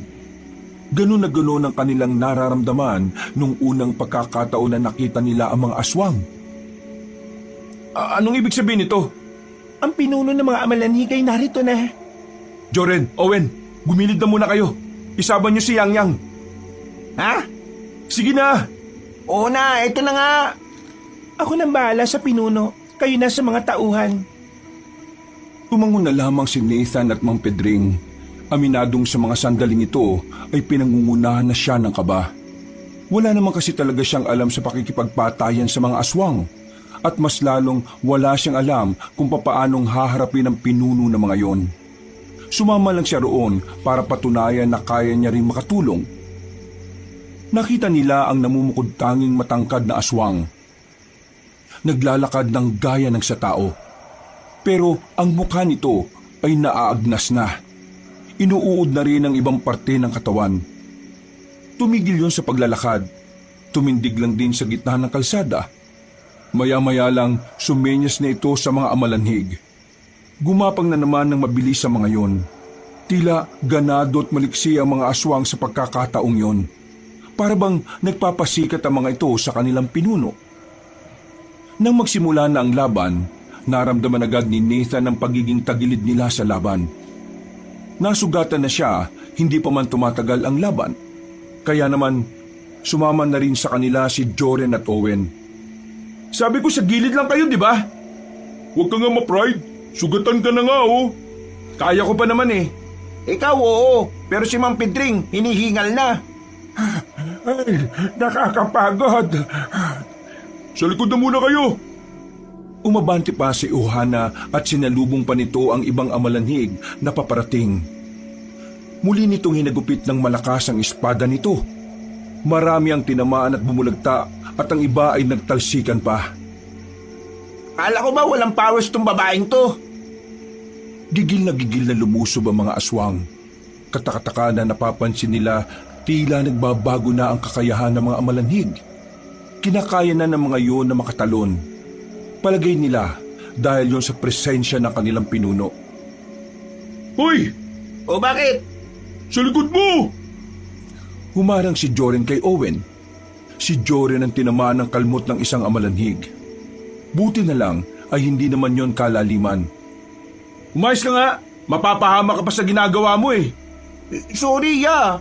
Ayos ka lang ba? Oo, ayos lang naman ako. Malayo naman to sa bituka eh. Nang makarecover ay muli silang nagdikit-dikit. Naubos na pala ni Uhana ang mga aswang. Ang natitira na lang ay ang pinakamalakas na amalanhig na nakatayo pa rin doon. Ikaw, alam kong naiintindihan mo ko. Ibabalik na kita sa hukay ngayong gabi. Wala silang natanggap na tugon mula sa nilalang na yon. Pero nakaramdam na lang sila ng malakas na presensya na parang nagpapasikip ng kanilang dibdib. Kinabahan ng tatlong magkakapatid. Kahit na si Mang Pedring ay bigla na lang ding mas hiningal. Humanda kayo. Hindi na tayo bubuhayin kaya... Ha? Biglang umangil ng malakas ang aswang. Tumalon ito patungo sa kanila. Nagpulasan naman sila dahil doon. Tanging si Uhana lang natira sa gitna. Sinubukan ni Uhana na tagain ng espada ang aswang na yon, pero nahawakan nito ang kamay niya. Binalibag lang siya nito ng walang kahirap-hirap. Tinapakan pa ang kanang braso niya. Napasigaw ang dalaga sa sobrang sakit. Parang merong nabali sa buto nito. Nang makakuha ng pagkakataon, ay dumistansya na muna si Uhana. Napangangan na lamang sila Nathan sa kanilang nasaksihan. Hindi sila makapaniwala na ganun kabangis ang nilalang na yon. Bigla itong umangil ng malakas. At sa lakas nito ay naapektuhan ang pandinig nila. Nakaramdam din sila ng pagkahilo maliban na lang sa dalaga. Wala akong naririnig. Ano? Sinong kinikilig, Owen? Oh? Nabigit tayo sa angil ng nilalang na ito. Ang sakit sa tenga. Nang idako nila ulit ang tingin kay Uhana, nakita nilang binubugbog na yon ng pinunong amalanhig. Oh, anong gagawin mo, Mang Pedring? Ha? Hindi pa rin kita marinig. Ang sabi niya, anong gagawin mo? Bakit ka lalapit doon? Delikado! Kailangan nating tulungan ng Amazona. Kung wala tayong gagawin, mamamatay siya at tayo na ang susunod. Lakas loob na umabante ang matandang lalaki.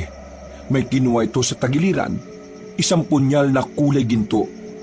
Walang pagdadalawang isip na ipinukol ni Mang Pedring ang punyal na siya namang tumama sa batok ng aswang. Dahil sa ginawa niya, napukaw niya ang atensyon ng kalaban nila. Ala, yari na! Naglalakad na patungo sa kanila ang aswang, pero ang batang si Yang naman ang tumira doon. Gamit ang tirador, tinamaan ni Yang sa mata ang nilalang. Umangil na naman ng malakas ang aswang na yon. Galit na galit ito.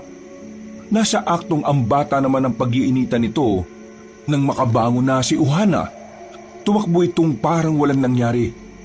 Tiniga niya ang pinunong amalanhig sa likuran. Napunta naman ang atensyon nito sa dalaga. Nakuha na ni Nathan ang strategiya dahil sa ginawa ng tatlo. Kaya naman agad niya itong sinabi sa mga kasama niya habang nakikipaglaban si Uhana. Kailangan nating guluhin ang utak niya. Aagawin natin ang aagawin ng atensyon niya hanggang sa hindi na niya malaman kung sinong aatakihin niya. Magandang ideya yan! Si Nathan naman ang nagtangkang lumapit. Pero napalingon sa kanya ang nilalang. Tumakbo ito patungo sa kanya. Buti na lang ay nakatunog si Uhana. Tinaga niya ulit yon sa likuran. Nang babalik ito sa dalaga, si Owen naman ang umatake. Inulit-ulit nila ang ganoong estilo hanggang sa makita nilang tila bumabagal na ang galaw ng kanilang kalaban. Buong akala nila ay magtutuloy-tuloy yon hanggang sa yun ay tuluyan nilang matalo. Pero nagkamali sila ng akala dahil nung mga sandaling yon, nabasa na ng aswang ang kanilang ginagawa. Tila kinabisado pala nito ang estratehiya nila. Kaya nang gawin nila ulit yon, nadakma na ng aswang ang lalaking si Nathan. Nagulat sila ng kalmutin nito ng aswang. Naisalag ni Nathan ang kanyang braso kaya yun ang nasugatan sa kanya. Kuya! Lumayo kayo! Nabasa niya ang ginagawa natin! Agad nilang sinunod ang babaeng si Uhana. Noong mga sandaling yon, nakita nilang tila ngumiti ang aswang sa kanila. Kinabahan si Mang Pedring. Nakikita niyang tila unti-unting nagiging kapantay ng tao ang paraan ng pag-iisip nito. Habang tumatagal, natututo siya. Hindi na tayo pwede magsayang ng oras. Tatapusin ko na ang isang to. Itataas na sana ni Uhana ang espada sa ere para ilabas ang kahuli-hulihan niyang alas na galing sa espada, pero agad namang siyang inatake ng aswang na yon. Tumilapon na naman ang dalaga, pero kahit ilang beses itong tumama sa kung saan-saan, patuloy pa rin itong nakakatayo. Sa isip-isip ni Nathan, ganun pala talaga kalakas ang katawan ng isang Amazona. Lamog na ang katawan ni Uhana at bali-bali na rin ang kabilang braso niya. Nasa malayo pa ang espada nito, kaya sa mga pagkakataong yun, walang magawa ang dalaga. Kaya naman, kahit na nabubuhay na naman ang takot sa sistema ng magkakapatid, hindi sila nagdalawang isip na tulungan si Uhana. Sabay-sabay silang umatake. Pinagtatataga nila ang aswang. Pero kahit anong gawin nila, hindi nila matamaan ang ulo nito. Hinawi lang sila ng malakas ng nilalang. Talagang si Uhana ang gustong unahin nitong paslangin. Tumansik si Nathan malapit sa espada ng babae. Habang nakahiga, nakita ni Nathan na parang may umiilaw sa hawakan ng espada. Hindi niya alam kung anong meron doon, pero pakiramdam niya, kailangan makuha ng dalaga ang espada niya. Kaya naman, naisip agad niya na damputin yon. Huwag mong damputin! Pero hindi siya nakinig kay Uhana. Dinamput niya rin ang espada ng urka. Agad na naramdaman ni Nathan ang tila kuryente na dumadaloy doon. Lingid kasi sa kaalaman nila na hindi maaaring hawakan ng iba ang sandatang yon. Pero kahit na ganoon, tiniis ni Nathan ang kuryenteng nararamdaman niya. Nabuhat niya pa rin yon at saka inihagis kay Uhana. Agad namang natumba sa lupa ang binata. Nakakaramdam siya ng pagkahilo. Pero masaya siya dahil nakita niyang tila bumalik ang dating lakas ni Uhana dahil sa ginawa niya. Nawalan siya ng malay. Nagising na lang siya nang maramdaman ng pagyugyog. Madilim pa rin at nasa likuran na siya ni Owen. Pasan-pasan siya. Tumatakbo sila sa kagubatan. Teka, bakit tayo tumatakbo? Pinatakas na tayo ni Uhana. Ha? Bakit? Akala ko ba lumakas na siya ulit? Lumakas na din yung aswang, kuya. Habang tumatagal ang laban nila, parang lalo siyang natututo. Yung maglolo, nasaan? Anong nangyari sa kanila? Tumakbo na rin sila palis. Yun ang utos ni Ohana. Kapag di tayo umalis doon, lahat tayo mamamatay. Hindi magagamit ni Johanna yung yung espada niya. Yung powers ba yun? Kasi hindi siya makapalag. Nakukonsensya si Nathan noong mga sandaling yon. Naawa siya kay Ohana, pero wala rin naman siyang magawa. Ang pagtakas ang pinakamagandang paraan para hindi sila maubos. Mga ilang sandali lang, bigla na lang pinulikat ang paa ni Owen. Tumumba silang dalawa ni Nathan. Oh, ayos lang ba kayo? Yung pa ako, namumulikat. Ayan, ayos na ba? Huwag mo akong bitbitin. Kaya ko na maglakad. Dumito na muna kayo. Sobrang layo na rin natin sa kanila. Hingal na hingal si Owen, habang si Joren naman ay tinalian ng tela ang sugat ni Nathan. Hindi natin siya dapat iniwan. Kailangan niya tayo. Kuya, kung nakita mo lang yung pagpapalit ng anyo ng kalaban natin, baka matay ka pa sa kaba. Hindi na biro yung kalaban natin. Walang magawa si Ohana. Hindi siya pinagpapahinga ng aswang na yun. Inilayo rin sa kanya yung espada niya. Ito na lang ang tanging paraan para makaligtas tayo, kuya. Isa pa, naghihintay na si Papa at Mama sa atin. Kung ano man ang magiging kapalaran ni Ohana sa kamay ng nilalang na yun, kailangan na lang natin tanggapin yun. Ginawa niya talaga yun para iligtas tayo. Huminga na lamang ng malalim si Nathan. Kung siya lang kasi ang masusunod, hindi niya iiwanan ng dalaga. Pero iniisip na lang niya ang mga magulang nila. Ilang sandali lang, narinig nilang humihiyaw ng malakas ang aswang. Hindi nila alam kung ano ang ibig sabihin nun. Nagdulot ito ng pangamba sa kanila. Pangamba na baka sa pagkakataon na yon ay wala na ang dalaga. Tumayo si Nathan. Hindi niya mapigilan ng sarili niya na di mag-alala. Uy, ang kulit mo naman eh. Kapag bumalik ka, masasayang yung sakripisyo na ginawa niya para sa atin. Umayos ka nga. Kuya naman, makinig ka naman sa amin. Hindi. Anong hindi? Yak ka na naman eh. Hindi tayo dapat nandito. Takbo! Oh? Takbo na! Nararamdaman kong papunta na rito yung aswang. Ano? Bilis na! Hindi maintindihan ni Nathan ang kanyang sarili sa mga sandaling yon. Kahit kasi alam niyang malayo pa, nararamdaman niya ang presensya ng aswang na patungo sa direksyon nila. Sa tingin niya, dahil sa kuryente na tinamo niya sa espada, kaya niya nararanasan ng ganon. Noong mga pagkakataong yon, kinabahan na naman ang magkakapatid. Napatigil sila sa pagtakbo nang mapagtantong wala na pala silang madaraanan. Sa ibang sabi, dead end na pala yon. Napalunok ng laway ang magkakapatid. Hindi nila namalayan na sumuot na pala sila sa mga magkakatabing puno. Dito tayo! Pumasok sila sa malaking ugat ng puno. Kahit ang magpahinga ay tinitipid nila para lang hindi sila marinig ng nilalang. Makalipas lang ang halos 2 minuto, nakita na rin nila ang aswang. Wala na itong isang kamay. Medyo iika-ika na rin. Pero kita pa rin nila na medyo malakas pa rin ito. Umaangil ang aswang. Inaamoy-amoy sila. Buti na lang, dala-dala pa rin nila ang binigay sa kanila ni Ohana. Dahilan para hindi malaman ng aswang na yon kung saan sila nagtatago. Maya-maya pa, naramdaman nilang tila may tumatakbo. Mabibilis ang mga yabag ng paa. Bigla na lamang lumabas ang babaeng si Ohana mula sa dilim. Lumundag to ng mataas habang hawak-hawak ang espada ng urka. Tinaga ng dalaga ang aswang. Nakailag yon kaya sa balikat lang ito tinamaan. Lalong humanga si Nathan sa dalaga. Hanggang sa mga sandaling yun kasi, buhay na buhay pa rin ang katawan nito. Para bang hindi man lang nakakaramdam ng bugbog.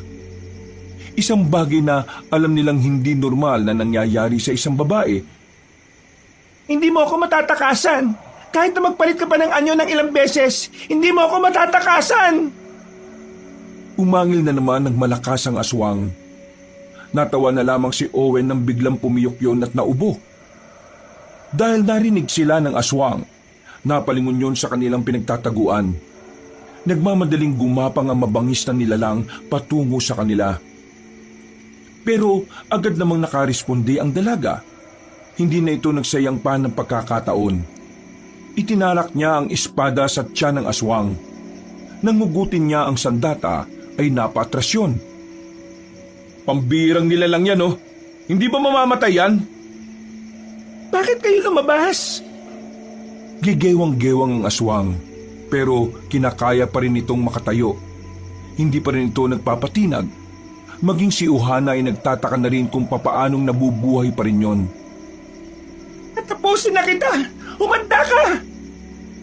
Itinaas na ng dalaga ang espada sa ere. Biglang nagkaroon ng malakas na liwanag na nagmumula roon. Sa lakas ng liwanag, wala nang makita pa ang tatlong magkakapatid. Masyado silang nasilaw. Narinig na lamang nila ang huling hiyaw ng aswang. Nang mawala ang liwanag, nakita nila ang ulo ng nilalang sa laban.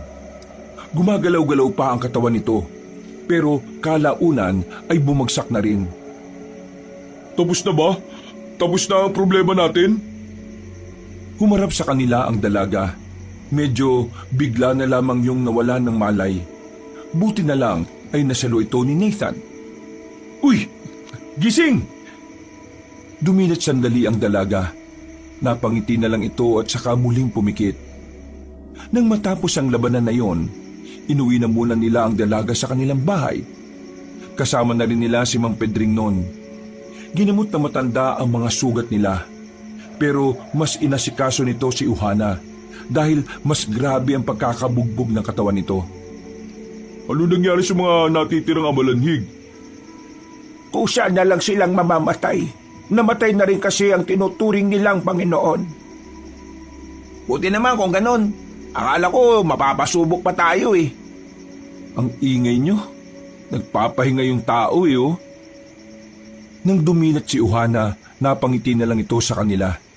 Susubukan pa sana nitong tumayo pero masyadong masakit ang katawan nito. Tapos na ang laban. Sa gayon, kailangan mo munang magpahinga. Nilamog ang buo mong katawan. Maraming salamat sa katatagan ninyo. Mga tunay kayong lalaki. Masaya akong kayo ang nakasama ko sa laban na ito. Makalipas lang ang ilang araw, naging maayos na rin ang pakiramdam ni Ohana. Gustuhin man itong manatili pero kailangan itong umuwi sa baryo nila para ibalita ang nangyari. Kumuhay na lamang ang dalaga habang papalayo ito. Uy, si Kuya! Type mo, no?